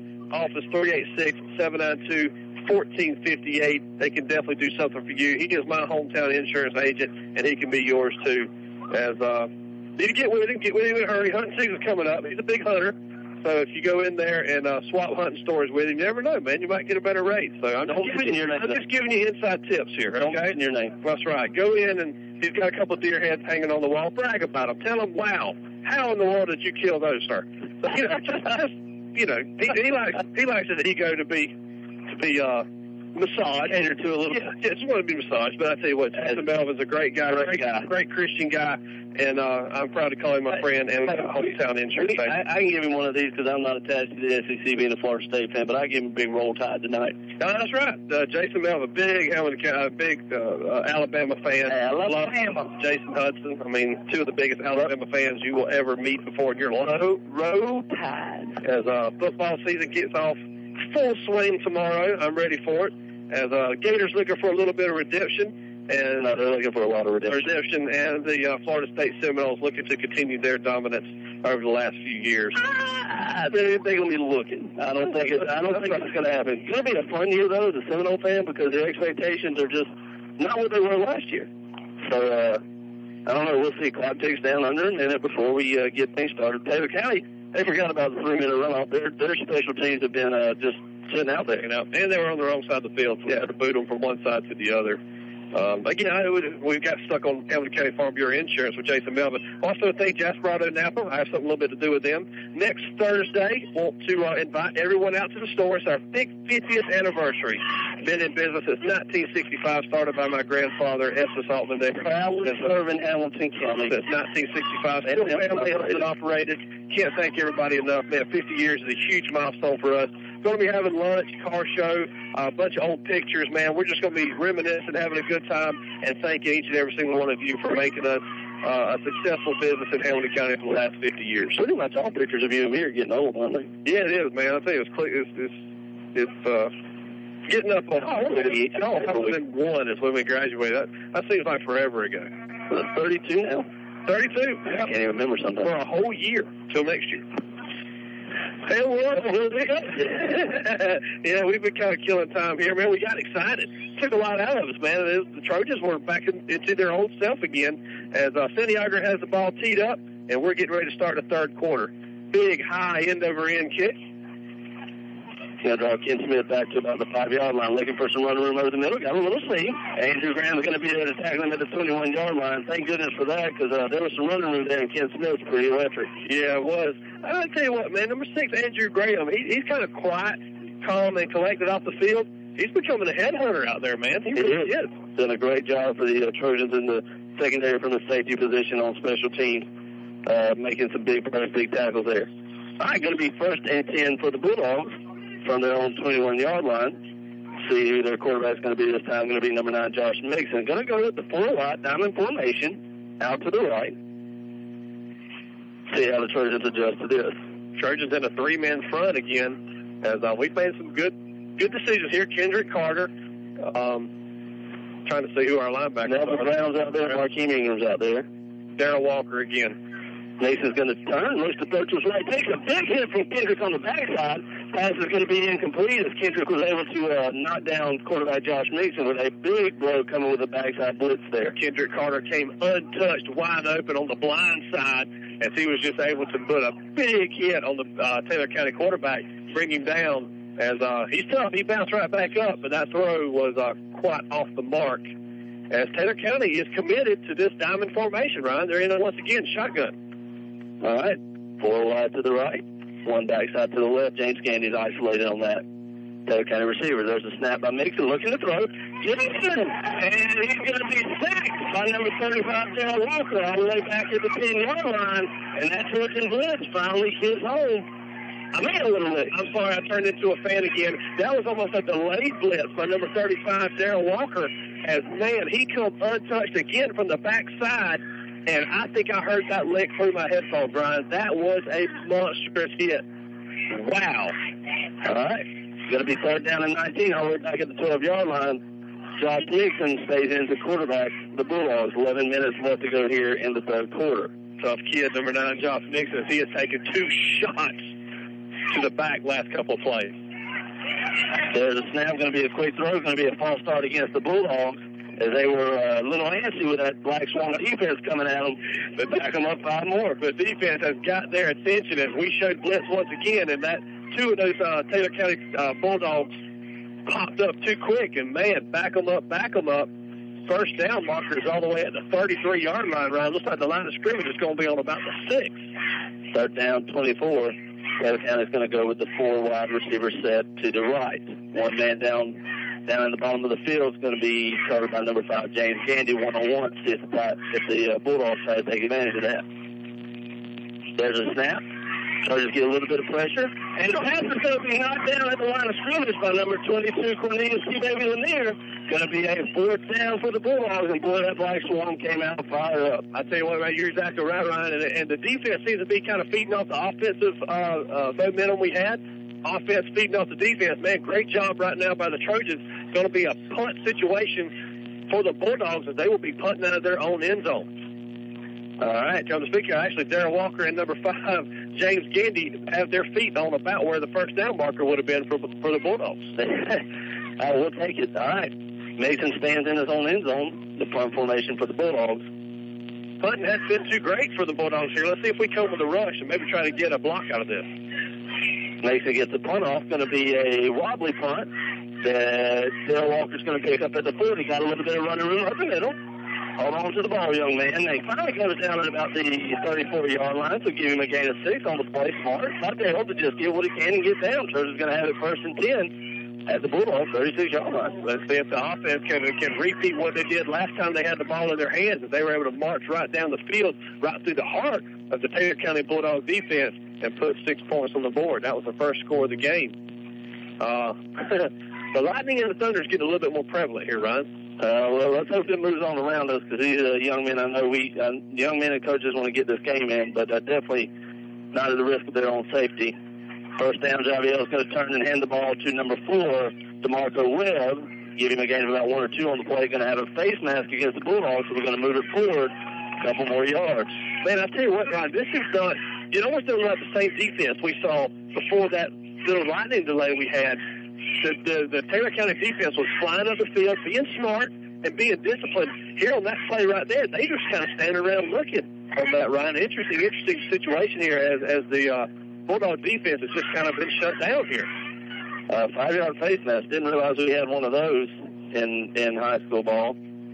Ball's going to move down to about the 28-yard line, where the Trojans are going to have a 2nd down and about 5. See what we have going on here now. Still got more whistles blowing. 9 minutes and 45 seconds left to go here in the third quarter. Your Trojans lead 14-0. Offense has scored a touchdown. Defense has scored a touchdown. And special teams has recorded 2 turnovers. So all phases of the game right now, the Hamilton County Trojans are doing a great job on. All right. 2nd down. 5 to go. Ball is at about the 27-yard line. Javier takes a snap. Going to turn and hand it to number 12, A.J. Solomon, who scored the first Trojan touchdown. He gets it out across the 25, but not much else. See where they finally spot him at. He was doing a good job just to be able to get positive yardage out there as the entire Taylor County Bulldogs defense just kind of read that play and shifted back over towards the near sideline. Going to bring up 3rd and short situation. We'll call it 3rd and a long, we'll call it short 3. Long 2, short 3. It's all the same. All right. Ball sits at about the 24-yard line. Again, your Trojans lead the Bulldogs 14-0. 9 minutes and 4 seconds left to go in the third quarter. Javier is going to take the snap, going to keep it himself. Got some running room around the left side. Breaks through after one man. Has enough for the Trojan first down. Good job blocking there by that Trojan offensive line. Again, you're exactly right, Ryan. The Trojan offensive line doing a great job. That was the exact same play that Javier was able to pick up a big 20-yard pickup on the previous drive. Just kind of runs that out to the far sideline. Has a pitch man there just in case he wants to option it. Last couple of times he's able to keep it tucked in close and pick up positive yardage. Trojans are driving once again. Ryan, I don't see a flag on the field. I think we might be getting into another lightning situation as the head referee's coming over and talking with Coach Stebbins. See what we got here. As it stands, Javier got the ball down to the 15-yard line, good enough for a 9-yard run. Going to be a 1st and 10 for the Trojans. Nothing happening there. Yeah. Good call. Ball's going to rest all the way down at the 12. Give him a gain of 12 and a 1st down. Josh, that's a big conversion for that Trojan offense there. Definitely is. And now we're inside the Swanee Valley Tire red zone. Again, let's see if we can put some positive points on the board. 8 minutes, 53 seconds left to go here in the third quarter. 1st and 10, ball's at the 12-yard line. Javier takes a snap. Going to keep it himself. No, one of the pitch man. Nobody was there. He's going to lose yardage back to the 16-yard line. Give him a loss of 4 on the play. And Josh, just when things were going good, so he turned around and go the wrong way here. Got to get that corrected quickly. Ryan, what that situation was in the previous was we had an inverted whistle here on the near sideline. The referee blew the whistle. He was faked out by Javier Jones. He thought he'd handed the ball up the middle, so he blew the whistle as Javier was running on the far sideline. So, well, it didn't affect the action at the side of the play. So Javier running in a little bit late with the play. Clock ticks down to 14 seconds left to go on the play clock. Trojan's going to send tight end to the left, splits to the right. 2 backs in the backfield. Looks like that's A.J. Coleman and DeMarco Webb. Brings Kendrick in motion. Going to pitch it to him on the toss sweep to the left. Kendrick couldn't ever get his feet going north and south. So you might be at about the 15-yard line, give him a gain of 1 on the play. No, he couldn't. He couldn't quite get set and get turned up the middle. He was kind of running towards the sideline. Taylor County didn't have no part of that as they were able to pick up the stop. It's going to be 3rd and 14. Ball rests on the 15-yard line. About 15-yard line. And, Ryan, there is an option here. You don't want to turn the ball over because we do have Santiago on the sideline, and we're already in his field goal range. All right. So just making sure we got the field goal team ready to go in the event we don't convert here. 3rd down, 13 from the 15-yard line. Javier rolling to his right, looking to pass. Going to turn the trunks. It got it complete to number 7, Ethan Stebbins, all the way down at about the 7-yard line. Going to be short of the 1st down. Do have a penalty flag back here. See what's happening there. Ron, if we're able to get Javier Jones comfortable enough and the time to set his feet and throw it back across the field, he's got 2 backside wide receivers wide open on those plays. So something the coaching staff will definitely work on. If not tonight, work on during the film. And it's going to be holding against the Trojans. Going to back them up all the way out to the 29. Ball, the flag sits at the 19. So that's going to push us back to the 29 to nullify an 8-yard catch by Ethan Stebbins. Good job by Coach Stebbins' son to come up with a catch there. So Trojan's going to face another 3rd down. All the way back at the 29-yard line. So it's going to be 3rd and 27. Can get a 1st down inside the 3, about the 2. Clock ticks, 7 minutes and 10 seconds left to go here in the third quarter. Trojans have a 14-0 lead over the Bulldogs of Taylor County. Javier takes a snap, going to roll to his left, looking to throw. Taylor County got good pressure on him. Going to air it out from Hakeem, and he just chunks it out of bounds. Good call there by Javier to get rid of it so he doesn't get sacked. Going to bring up 4th down. See what Coach Stebbins decides to do. Going to run the field goal team out there and see if Santiago can't put a long one here in between the uprights. Man, I tell you, Ron, we just continue to have a love-hate relationship with that Swanee Valley Tire red zone. We get in there, and it kicks us right back out. So we'll see right here what Santiago Granados can do. Ball rests on the 24-yard line. Going to be got the tee set at the 35. Santiago's going to attempt a 45-yard field goal here. See, we know he's got the leg. We've seen him try it. Good snap by Fire. Good hold. Kick is down. But the hold's down. Kick is up. And going to be short and wide to the left, but not returnable. So Taylor County is going to have the ball 1st and 10 at the, I believe it's going to go to the 20-yard line, maybe? I'm not sure the ruling there. Yeah, I see the referee standing on the 20, so the ball will come out to the 20, and that'll put the Trojan Black Swarm defense back out there on the field.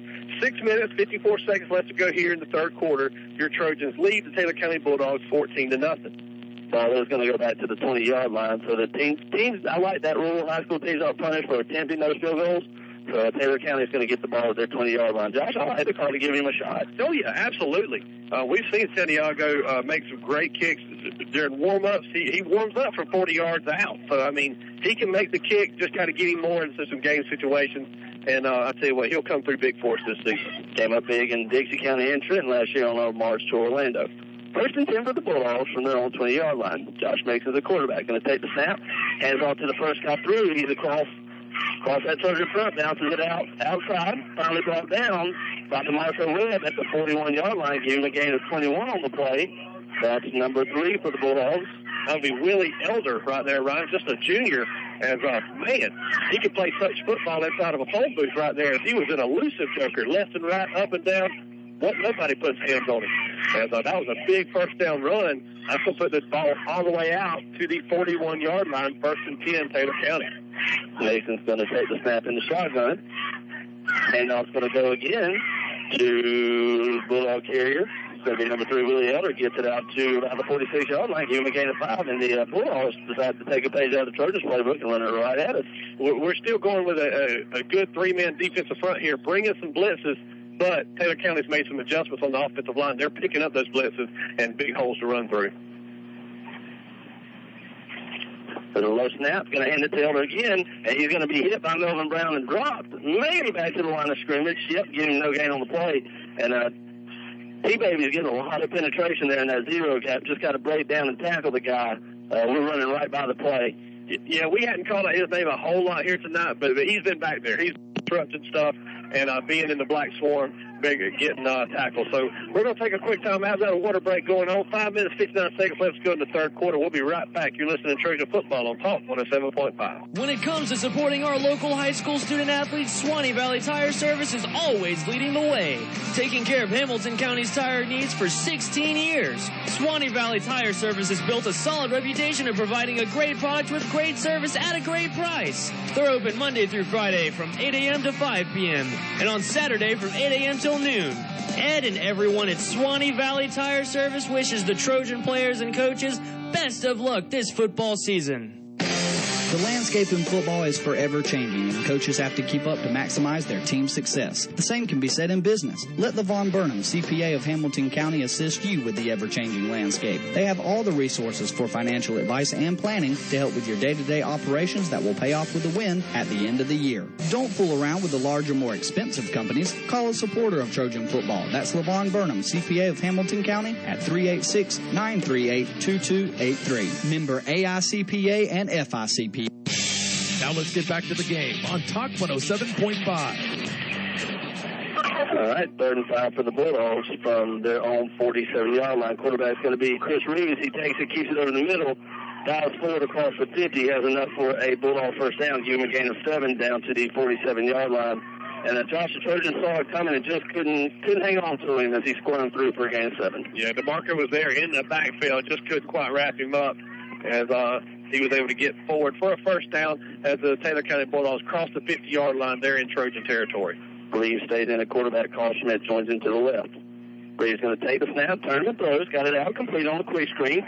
And Melvin Brown, the freshman linebacker, going to run him down from behind, but now before they get it inside the 40 to about the 39-yard line. Good job, number 14, Melvin Brown, as he was kind of getting sucked upfield, but he come right back and able to make the tackle. And, I just saw everybody over there in Taylor County going for I saw their whole stands clearing out, and I could see the rain coming across the field, Ryan. We're fixing to get wet.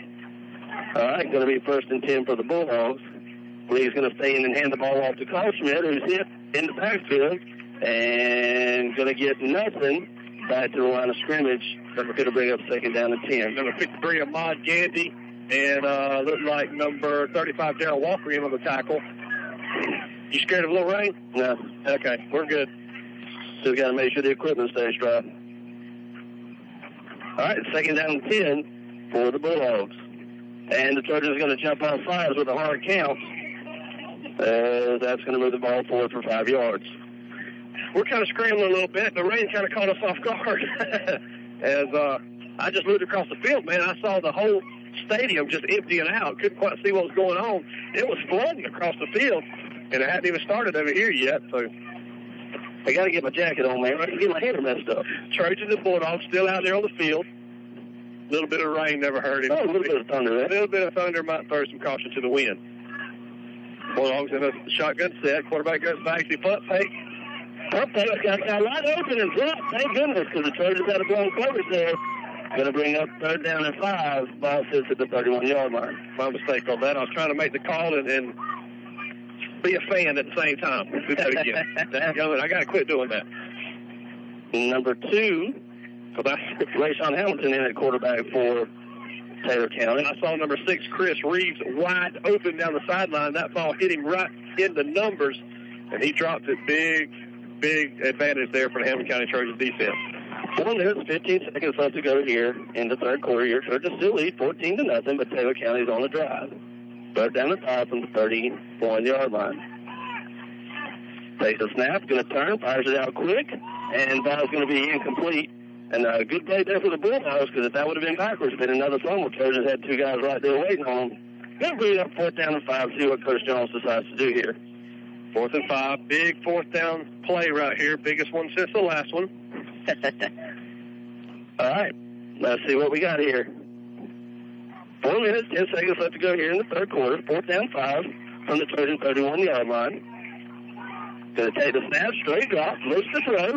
Going to be intercepted by number 4, Marco Webb.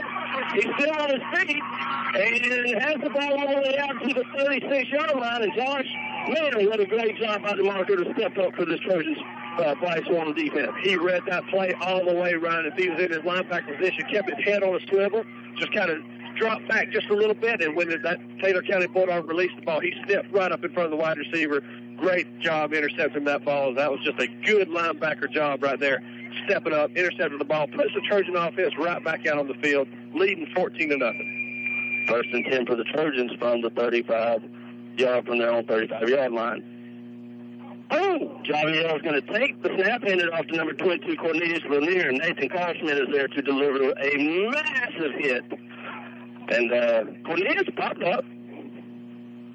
Win or lose, that hit right there is going on the highlight reel at the end of the game. Oh, yeah. I promise you, that will be on Taylor County's highlight reel. If I'm Cornelius, when we get back in the huddle, I'm talking to my offensive lineman and make sure somebody picks him up. Only good job about a hit like that is you don't even know what happened. It happened so fast, you're like, what just happened? Dude, you just got knocked out. Yeah. I heard that a time or two. All right. Going to bring up 2nd down and 10 for the Trojans. And I was going to go to Cornelius Lanier. And he's still pushing the pile, giving him a gain of about 5. They finally blow the whistle. Taylor County's just trying to jump in there and pile on him. Yeah, what Taylor County's doing right now, they're not wrapping up, man. They're just kind of trying to tackle with their shoulder pads, and we know that doesn't work very well, especially with our strong running backs.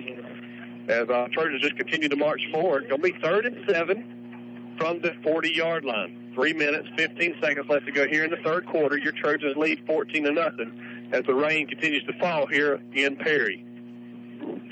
See if the Trojans can't convert this 4th down as DeMarco comes back on for Cornelius. Clock ticks, as Josh said, down to 3 minutes left to go in the third quarter. Javier getting a couple guys set. Going to take the snap. Going to hand it off. Nope, keeps it himself, and the Bulldogs aren't fooled by that as he pitches it. It's finally picked up by Trojan offensive lineman. All the way back at the 34-yard line. Josh, that's the kind of stuff that can't happen, especially this deep in Taylor County territory. Deep in your own territory, he's got to know to just go down, limit your losses right there as he tried to make something out of nothing and pitch the ball backwards. Not to a lineman of all people, and Coach immediately gets in his ear hole as he's coming off the field. Punt team comes out. 2 minutes, 20 seconds left to go here in the third quarter. You know, you've got a 2-score lead like this over a program like Taylor County. Just don't screw it up. Don't have any mistakes like that. Trojans dodged a bullet right there as the punt team comes out. Trojans are trying to run some special teams out and just do get a timeout in place there as the clock was ticking down to 0. with Malik being sidelined right now, had to make sure Michael Whetstone knew he had to go out there and punt. And Cornelius was a little late coming on as well. Josh, this is something that just shows you the growth of this young man. Malik can barely walk, hobbling on his right leg.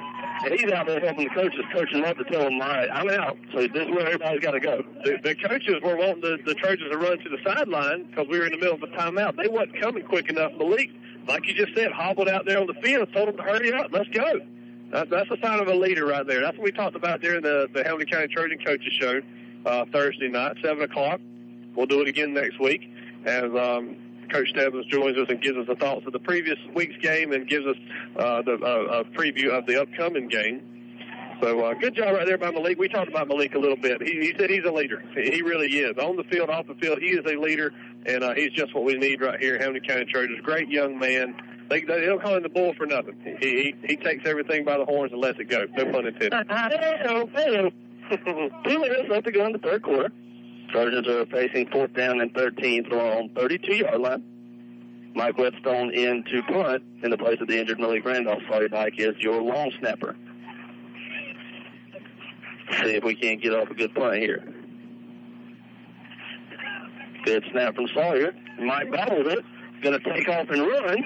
Looking for some room around the left side. Nothing doing. And that's going to be a turnover on downs at the 30-yard line.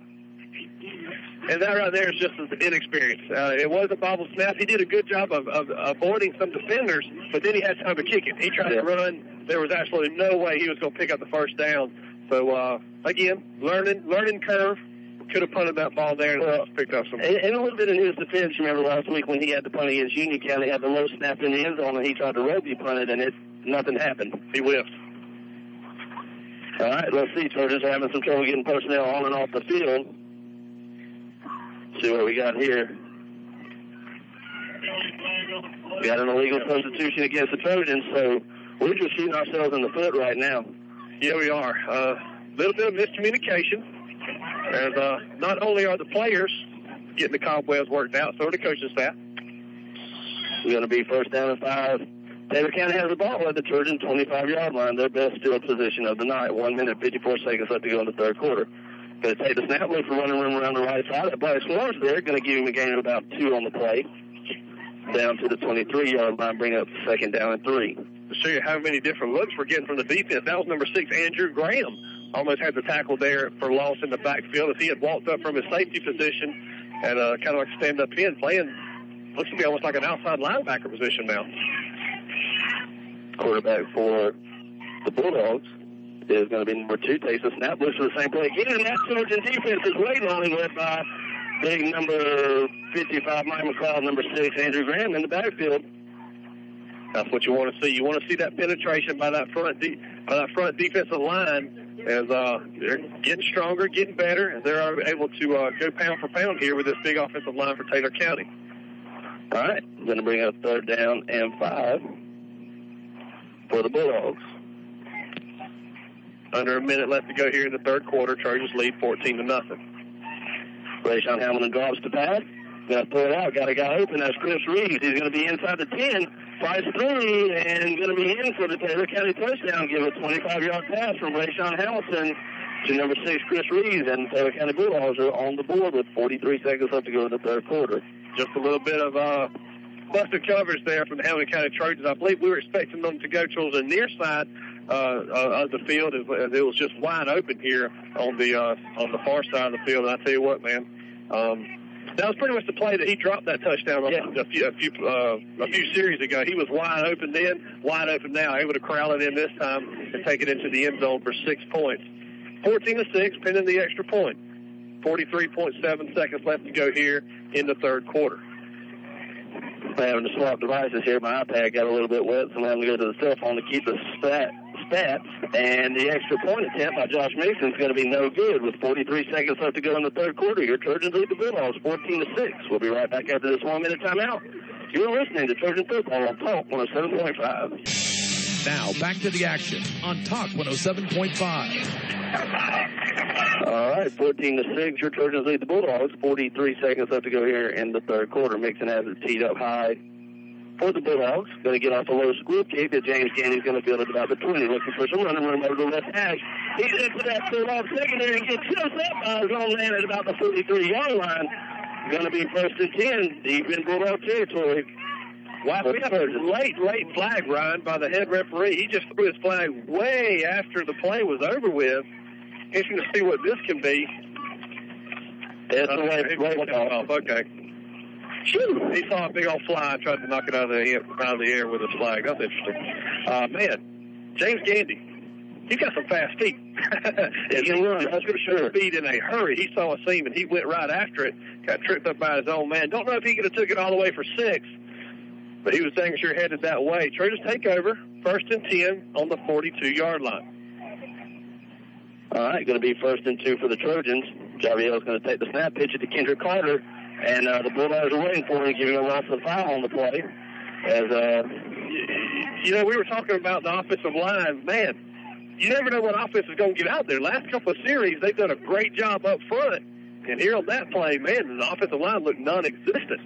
And Coach Stebbins is just going to let the play clock run down. That's going to be the last play of the 3rd quarter. With your Trojans leading the Bulldogs 14-6. We'll be right back after this 1-minute timeout. You're listening to Trojan Football on WJHC Talk 107.5. Talk 107.5 and Talk 1075.com. WJHC Radio, Johnson, Florida. Check the time now. It is now 5 minutes now before the hour now, 10 o'clock. We're back in just a minute with more of the Hamilton County Trojan football game coming to you live from the Taylor County High School in Perry, Florida. Talk 107.5, WJHC Radio, Johnson, Florida. Hello, North Florida, South Georgia. Would you like to tune into a radio program that encourages you, inspires you, and lifts you up? This is Pastor Danny Henderson of Harvest Fellowship Church in Jasper, Florida, inviting you to tune in each Tuesday evening at 6 o'clock right here on 107.5 for Encouragement Today.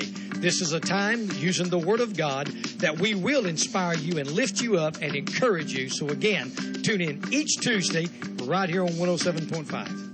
When it comes to supporting our local high school student athletes, Swanee Valley Tire Service is always leading the way, taking care of Hamilton County's tire needs for 16 years. Swanee Valley Tire Service has built a solid reputation of providing a great product with great service at a great price. They're open Monday through Friday from 8 a.m. to 5 p.m. and on Saturday from 8 a.m. till noon. Ed and everyone at Swanee Valley Tire Service wishes the Trojan players and coaches best of luck this football season. Now let's get back to the game on Talk 107.5. And welcome back to Perry as your Trojans are getting ready to start the 4th quarter up 14-6 over the Taylor County Bulldogs as the rain is coming down a lot heavier now. We're trying to get our equipment dry as the Trojans are 12 minutes away from their first victory of the season. Javiel's going to take the snap and get sacked in the backfield all the way back at the 49-yard line, and he's a little slow getting up. Not a good sign there for the Trojans as Javiel took a big hit, and he is down. He's going to bring up 3rd down and a long way. That's going to be number 19, Austin Griffin's cue to possibly take over this Hamilton County Trojan offense as number 11, Javiel Jones, is still on the ground. Hasn't been a good night as far as the injury front goes for the Trojans as number 8, Malik the Bull Randolph, went down in the 2nd quarter with a undisclosed injury. It was just an upper thigh injury, we believe. And he's out for the game. And now we have number 11, Javiel Jones, down on the ground. Looks like he just took we're speculating the way he's holding it. Looks like he took a shot to the ribs. Maybe he just got the breath knocked out of him. The Josh mentioned, sophomore quarterback number 19, Austin Griffin, is going to come in to take the snap at quarterback. It's going to be 3rd and long. We'll call it 3rd and about 16. And I don't have my stats anymore because my iPad got a little wet, so I'm a little fidgety right now. You don't know what to do with your hands. You kind of just kind of hold them up.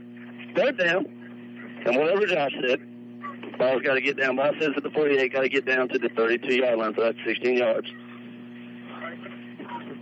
Got a dead ball whistle as the music's playing on 3rd down. That's interesting. Yeah, you're right. The music over the loudspeaker started playing. 11 minutes and 25 seconds left to go here in the ball game. Man, we've had a little bit of everything here tonight. Lightning delay, abbreviated halftime, and now we're playing in the rain. Well, PA announcer just said, "Oh, there was music." Apparently he couldn't hear very well. All right, third down, 16. We can hear it through our headphones. Yeah. Austin's going to take the snap, drops, looks to throws. Looks to throw is going to be incomplete as he was looking for number 7, Ethan Stebbins, on the seam line. Austin took a good look at the play, but he got up. That's a good thing, as Austin made a good throw under duress. And, Josh, he just looks like a quarterback running off the field. He does.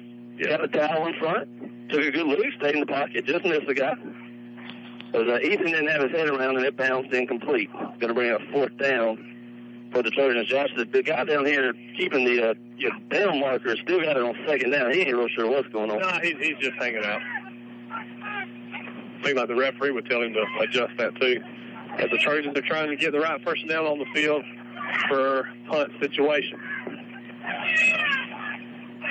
And there's a good snap from Sawyer. Mike's back there to punt. Gets off a punt high in the ring. Cave is going to hit it about the 30.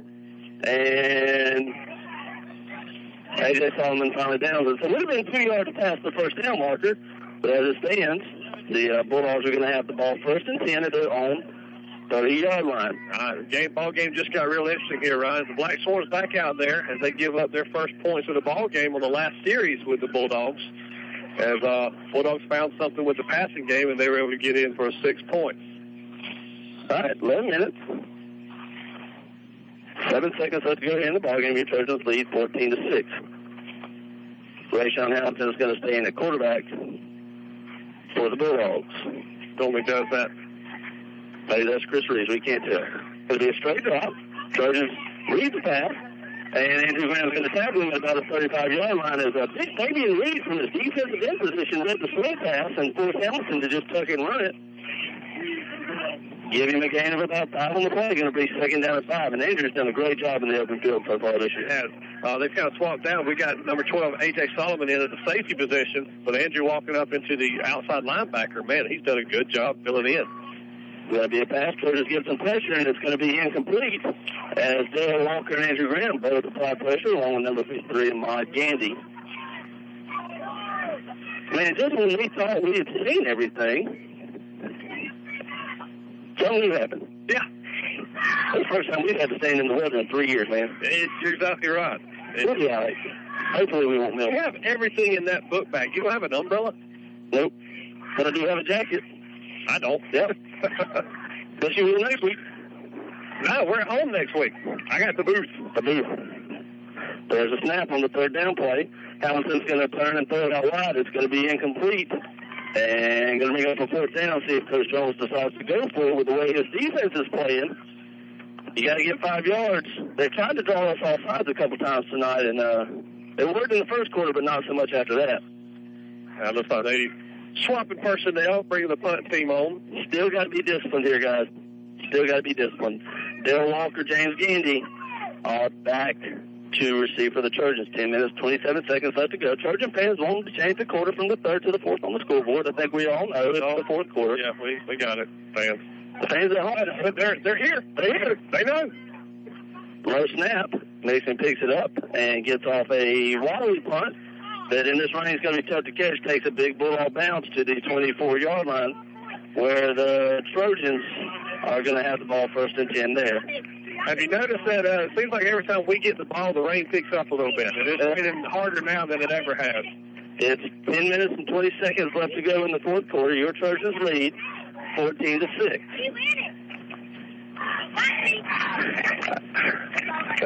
We got a young Trojan fan up here. He just letting us know we're winning, man. He wanted to join the broadcast.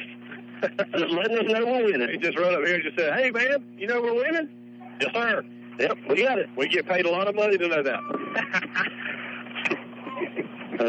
Yeah. Okay. 10 minutes, 20 seconds left to go. Trojans have the ball first and 10 at the 24-yard line. James Gandy comes in motion. Javier takes the snap.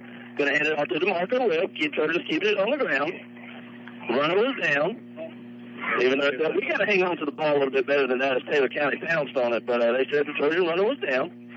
Give him a gain of about 3 on the play. Can I just throw this out there? I'm miserable right now. It's wet. I would be if I were you. Yeah.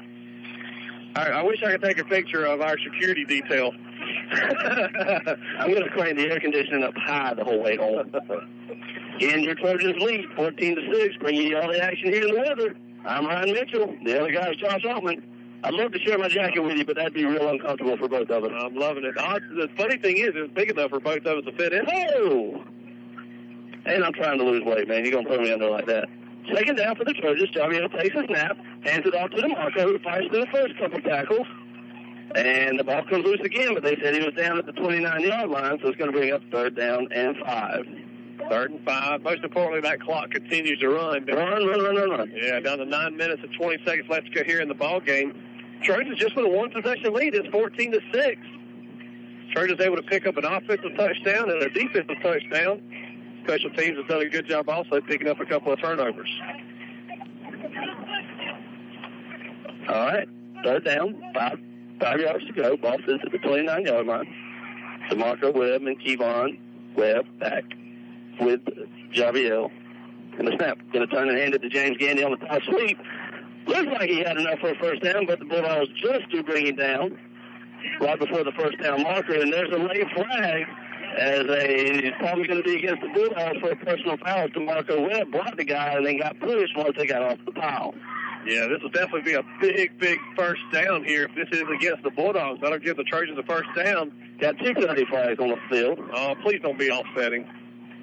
Dead ball personal foul against the Trojans. Wow. How's that against us? Should be against Taylor County. Normally you get the guy that, the second guy. Unless they said DeMarco blocked after the play. Not sure. Looks like the head referee's going to come over here and talk to Coach Stebbins. As we kind of anticipated that being against the Bulldogs that late. Got a little bit of delay here. 8 minutes, 35 seconds left here in the ball game. Rain has slacked up a little bit, but still. Well, Taylor County's going to get the ball back, so now it's just 15-yard penalty against the Trojans. So it's going to be a punting situation, 4th down and long. And we must have missed something because it did happen on the far side of the field. As DeMarco finished off a block, and the next thing you know, the Trojans got hit with a 15-yard penalty. And it's going to be 4th down for the Trojans as we Coach Stebbins wanted to argue it should be 3rd down. It's a dead ball, so you just lost it down. Yep.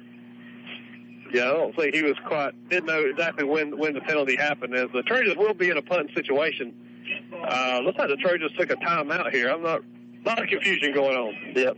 Yeah, okay. Going to be a dead ball personal foul against the Trojans. Man, this, for our listeners at home, we appreciate you hanging with us as we try to sort all this out. But in the rain, it's kind of tough here, especially to see when things happen on the far sideline. All right, Sawyer Dice going to enter as the long snapper. Mike Whetstone's back to punt for the Trojans. Taylor County's got their return man at about the 45-yard line. 8 minutes, 35 seconds left to go. Your Trojans lead 14-6. Low snap from Sawyer. Mike can't handle it. Going to roll to his left again. And he's going to be hit and finally brought down at about the 2-yard line. Referees missed a face mask, but not going to matter as the Trojans lose ground all the way back to the 2-yard line. Worst possible scenario right there, Ryan. It was a low snap. He wasn't able to handle it. As golly, going to mark the ball down at the 2-yard line. Taylor County will take hold of the ball 1st and goal. Man, oh man, all we have to do is get that kick away and just try to give us a little bit of breathing room. It happened. 8 minutes, 25 seconds left to go. Trojans lead 14-6, but Taylor County has the ball at the 2-yard line after a low snap on the punt. And Mike wasn't able to get a punt off. They were able to tackle him at the 2. Quarterback's going to be, I believe, Chris Reed. It's very hard to see that number. Takes a snap, looks to run around the left side. He's going to go in for the Taylor County touchdown. Going to bring the score to 14-12, and they got to go for 2 here to try to tie it. And Josh, you got to stop them here, man. Yeah, you definitely got to stop them. Still have a lead. This is a big 2-point conversion here. Trojans cling to a 2-point lead, 14-12. 8 minutes, 21 seconds. Let's go here in the ball game. Trojans were leading 14-0 at halftime. Reed's going to take the snap, same play again, and that's on defense. Led by number 23, Kendrick Carter, number 6, Andrew Graham, and number 22, Cornelius Lanier. It's 14-12. Your Trojans are hanging on. 8 minutes and 21 seconds left to go here. All right, Josh. What do we got to do? Great job by the Black Swarm defense right there, man. They had their backs up against the wall, pretty much in a no-win situation there as Taylor County had the ball first and goal from the 2-yard line. Offensively here, hang on to the football. Just positive yardage, eat up the clock. Let's do like we did coming out of that lightning play right before halftime. Just pretty much ground and pound. Got to pick up some first downs. Yeah, definitely got to pick up some first downs. Fix to put the ball, I feel like, in DeMarco Webb's hands. And let's make sure number 11, Javier Jones, he is back out there in the quarterback position. So big drive right here. Just hang on to the football. Because I about guarantee you, this Taylor County defense, they're strong, they're physical. They're going to be looking for a quick turnover. Yeah. And I wouldn't be surprised here by an onside kick either, as the Trojans have got all their hands guys out there, as A.J. Solomon's back deep to return the kick for the Trojans. Trojans have got their hands team up. Daryl Walker, Curious Gandy, Kendrick Carter, Andrew Graham, Cornelius and here on the front row, Marking Ingram, James Gandy, number 1, Kevon Webb, number 7, Ethan Stebbins, number 11, Javier Jones on the second row, and back deep to receive again, number 12, A.J. Solomon. You are just awesome with this roster. I have to keep the roster in front of me the whole time. Got to study, man. Got to study. No, sir. Here we go. Mason's kick going to be a low squib kick. That's going to be fielded by the Trojans at the 35. We just fall down. Smart play. See who that was that made that. Number 1, Kevon Webb, just a freshman. Smart to catch it and just fall down. The Bulldogs got a squib kick over there in no man's land, and we were able to fall on it. So good job here. Big drive for this Trojan offense.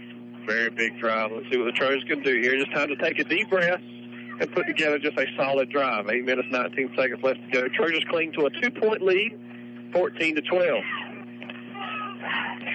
All right, here we go. You know what? It'd be great for supper right now. Chimichangas. They'd be delicious. 1st and 10 for the Trojans. Going to take the snap.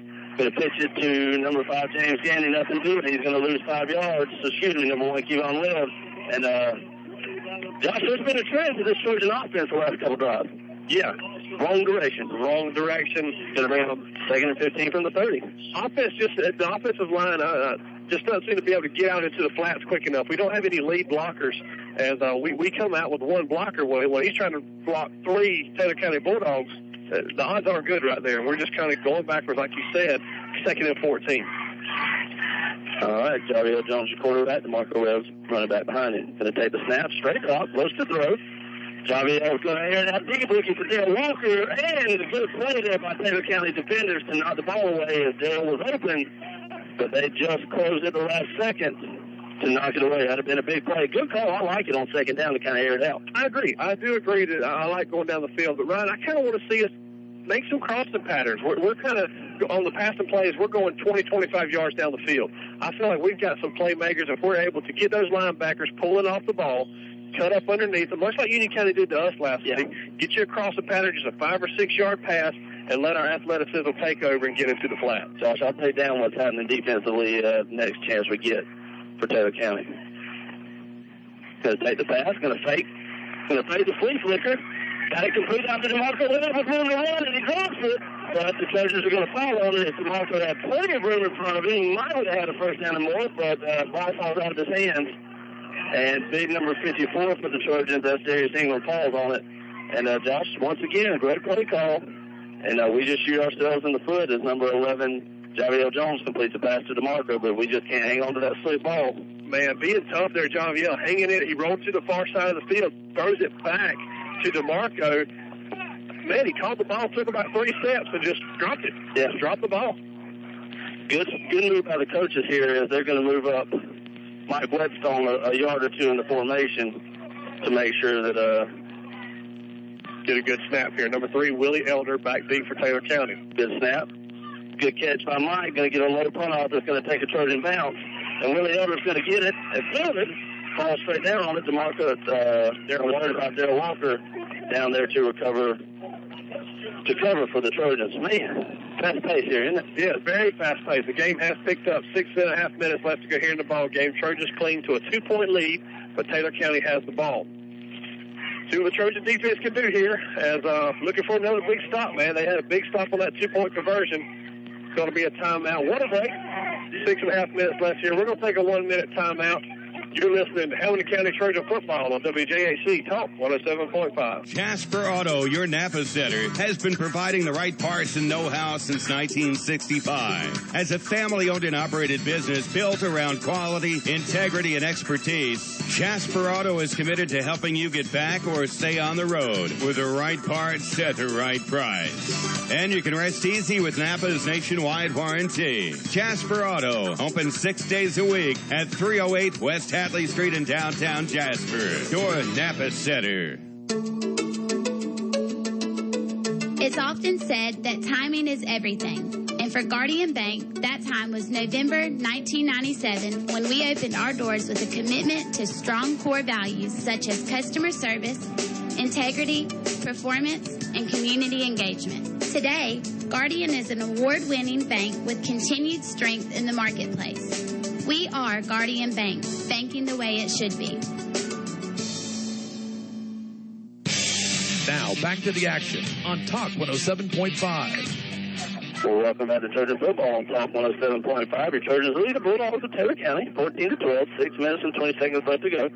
On first down, the Bulldogs try to run it with Chris Reeves and Cornelius Lanier and DeMarco Webb and Dale Walker back there to hit him in the backfield for a loss of 2. Going to bring up second down and 12. Let's take the snap.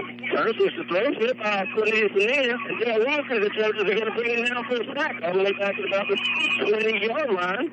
We're going to bring up the third down and long, and that Bryce Swan defense says, all right, guys, put it in our hands. We're good. You're exactly right. We have put it in their hands. And it looks like Taylor County is kind of going for the home run ball, Ryan. They're looking for that deep pass, trying to catch our secondary off guard. And I tell you what, the way the secondary has played tonight, I don't know if I'd want to test that Bryce Swan defense too many times that way. 5 minutes, 38 seconds left to go. Third down and long for the Bulldogs. Trojans substitute some DBs onto the field. There's a snap. Going to look to throw. Trojans content to play a little contain D as they're going to turn and throw it deep. And it's going to be almost intercepted by number 2, Marquis Ingram.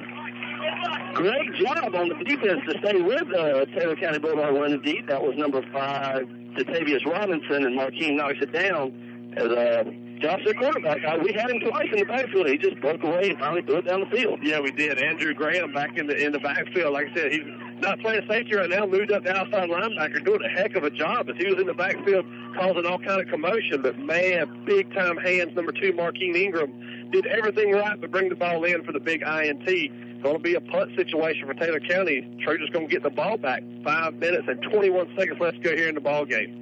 Thank you to everybody back home sticking with us here tonight. Going to be a late ball game as we had some weather delays earlier on in the game. Taylor County is going to take a timeout and think about it. We're going to stay right here as the pace has picked up a little bit here, Brian, as the game is worn on. Well, you know, I think I'm just guessing now. Taylor County takes a timeout. It is fourth down. The ball's at the 22. The yard to make is the 45-yard line, so it's 4th and 23. Your defense has been playing lights out. If you're Coach Jones, if it was me, I'd punt it here. Tell my defense, guys, go make another stop. Especially with the trouble the Trojans have had on special teams tonight. Not only that, but the Trojans have had at times hanging on to the football. Yeah. You know, I mean, you can pick up a quick turnover. But at the same time, the way we've been able to get pressure on their quarterbacks,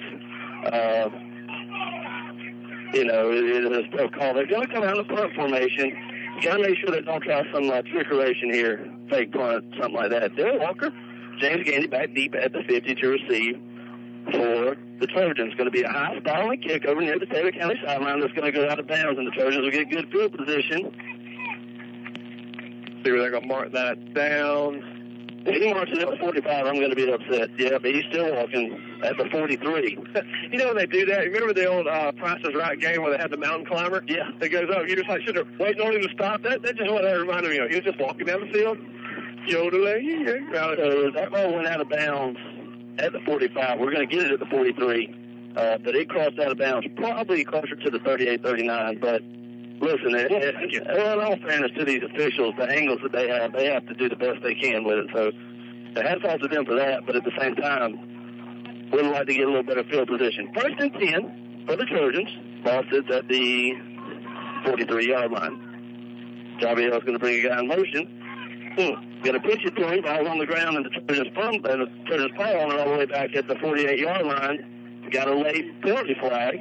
See what we have here. Right, I believe that's going to be on the Trojans. Like number 53, Ahmad Gandy, was way down the field. It's not Ahmad, it's number 64. Ahmad was getting him out of there. That's number 64, Isaiah Bristol, just a sophomore. Looks like Taylor County's walking backwards like it's going to be on them. Got a dead ball, personal foul against Taylor County. Dead ball, personal foul against the Trojans. Going to be offset penalties. They're going to be second down and forever back at our own 48-yard line. Yeah, I tell you what, they're out there, Ryan. It's not a good play. I can't say wasn't a good play call because we didn't really see what kind of good execution. Yeah, the execution was not there. As Trojans put the ball on the ground again, luckily we were able to hang on to it.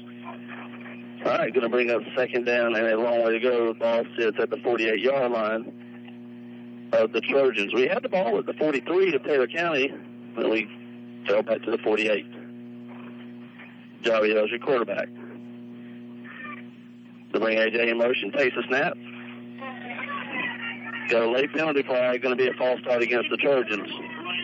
Man, oh man. Loss of 5 yards. If there is a good news here, is that the clock runs a couple more seconds. True. 4 minutes, 44 seconds left to go here in the ball game. The Trojans are just backing up here. As we hadn't really been able to put any kind of forward momentum on the ball. Needed a couple of first downs here just to really run that clock down. Clock ticks down, 4 minutes, 40 seconds left to go. Ball sits back at the 43-yard line of the Trojans. So we've lost 14 yards. What do we do here? Put the ball in the air looking for first down or keep it on the ground and let the clock run? Run it backside with DeMarco. So take the snap. Oh. And we had a couple guys go the wrong way. Javier was going to get hit and tackled all the way back at the 41-yard line.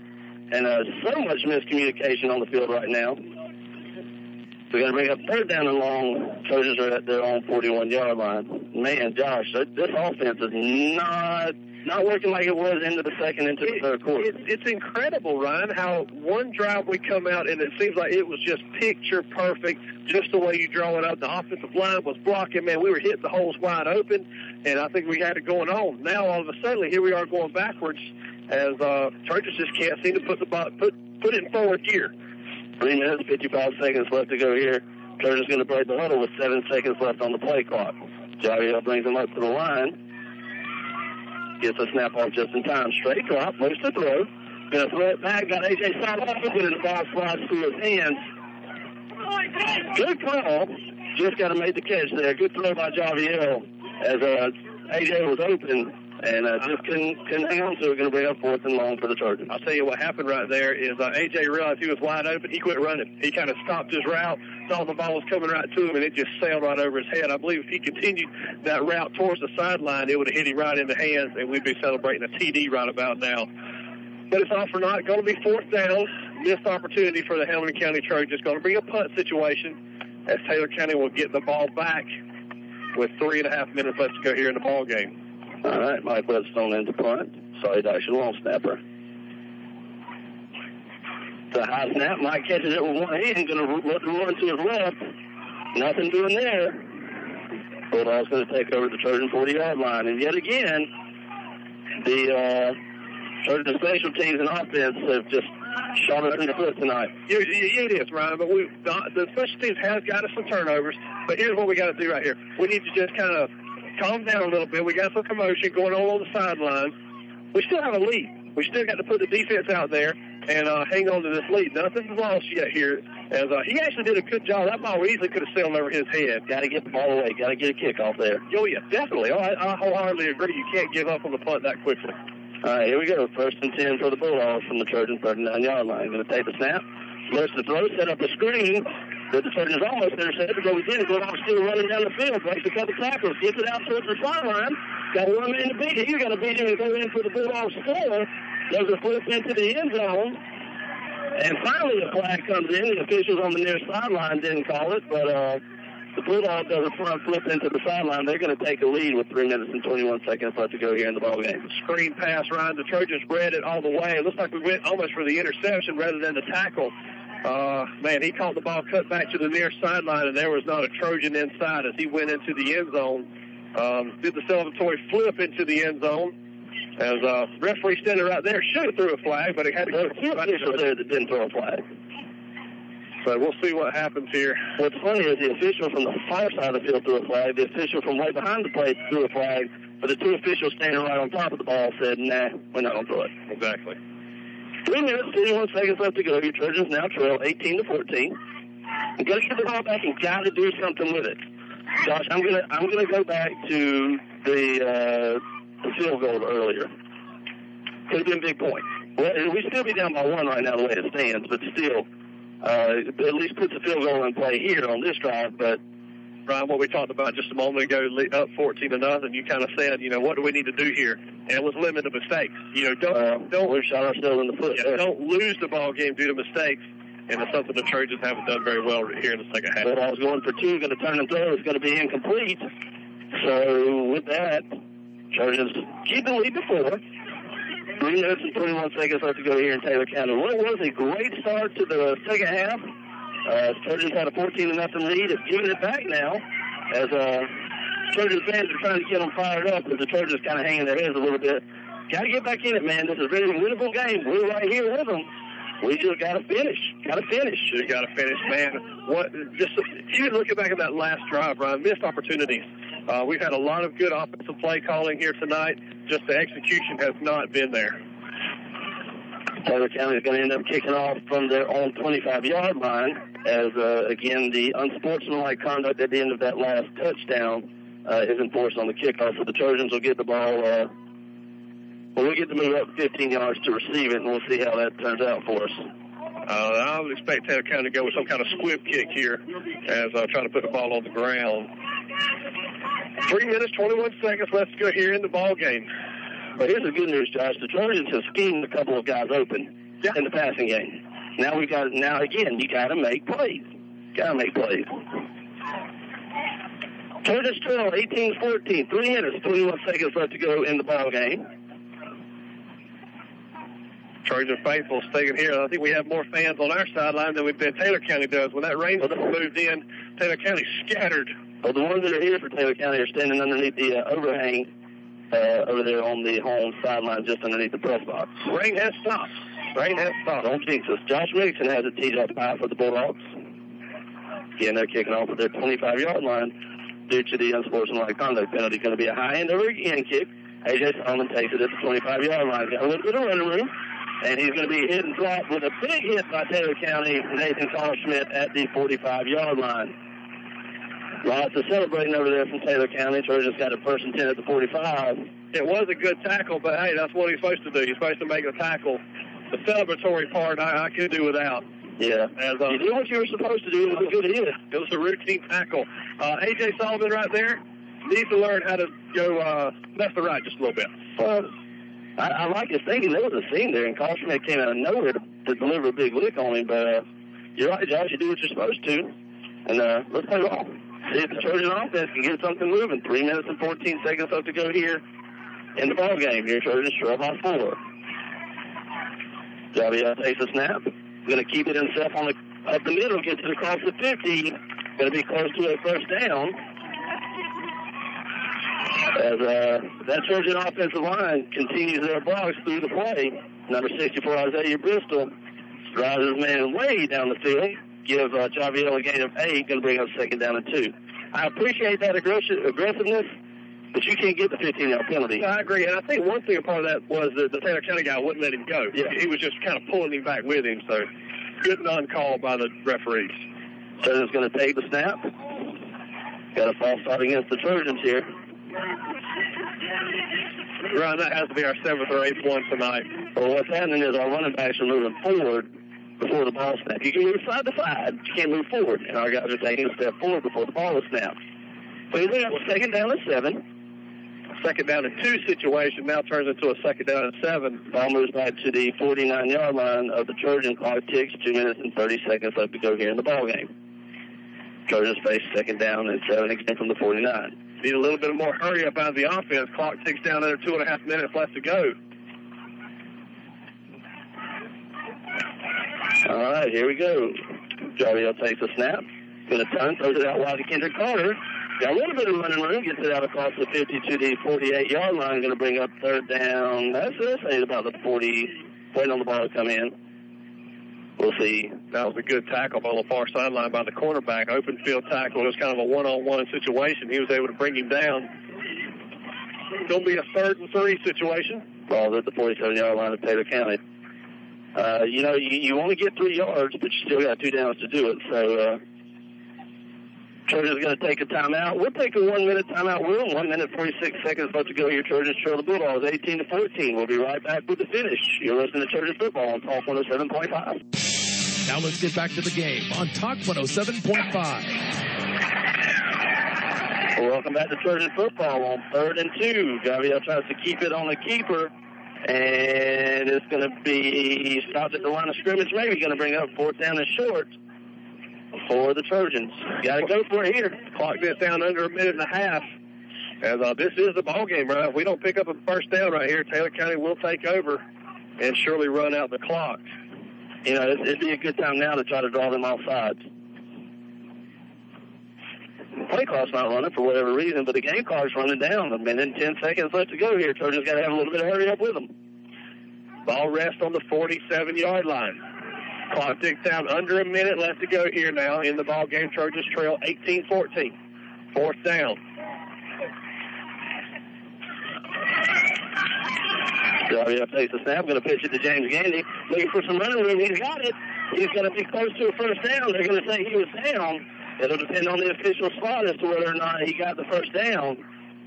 That's going to be close. Man, that was some hard-nosed running right there, Ryan. I tell you, I think that ball is going to be short, Josh. He hit that hole wide open. Looks like the first down marker is right at the front. They're not even going to measure it. Oh, wow. Not even going to measure, Ryan. Unbelievable. It looked close enough to measure, but they've already signaled first down for Taylor County. 47 seconds left to go. Taylor County is going to get away with the win here, unless something strange happens. What a horrible spot for the Trojans, as James was across the 35, but they marked it on the 36 side. Trojans are going to come up short tonight in their pursuit of their first win. 18-14. Still have 47 seconds left to go off, but Taylor County is in their victory formation as they'll just take a knee on it right here.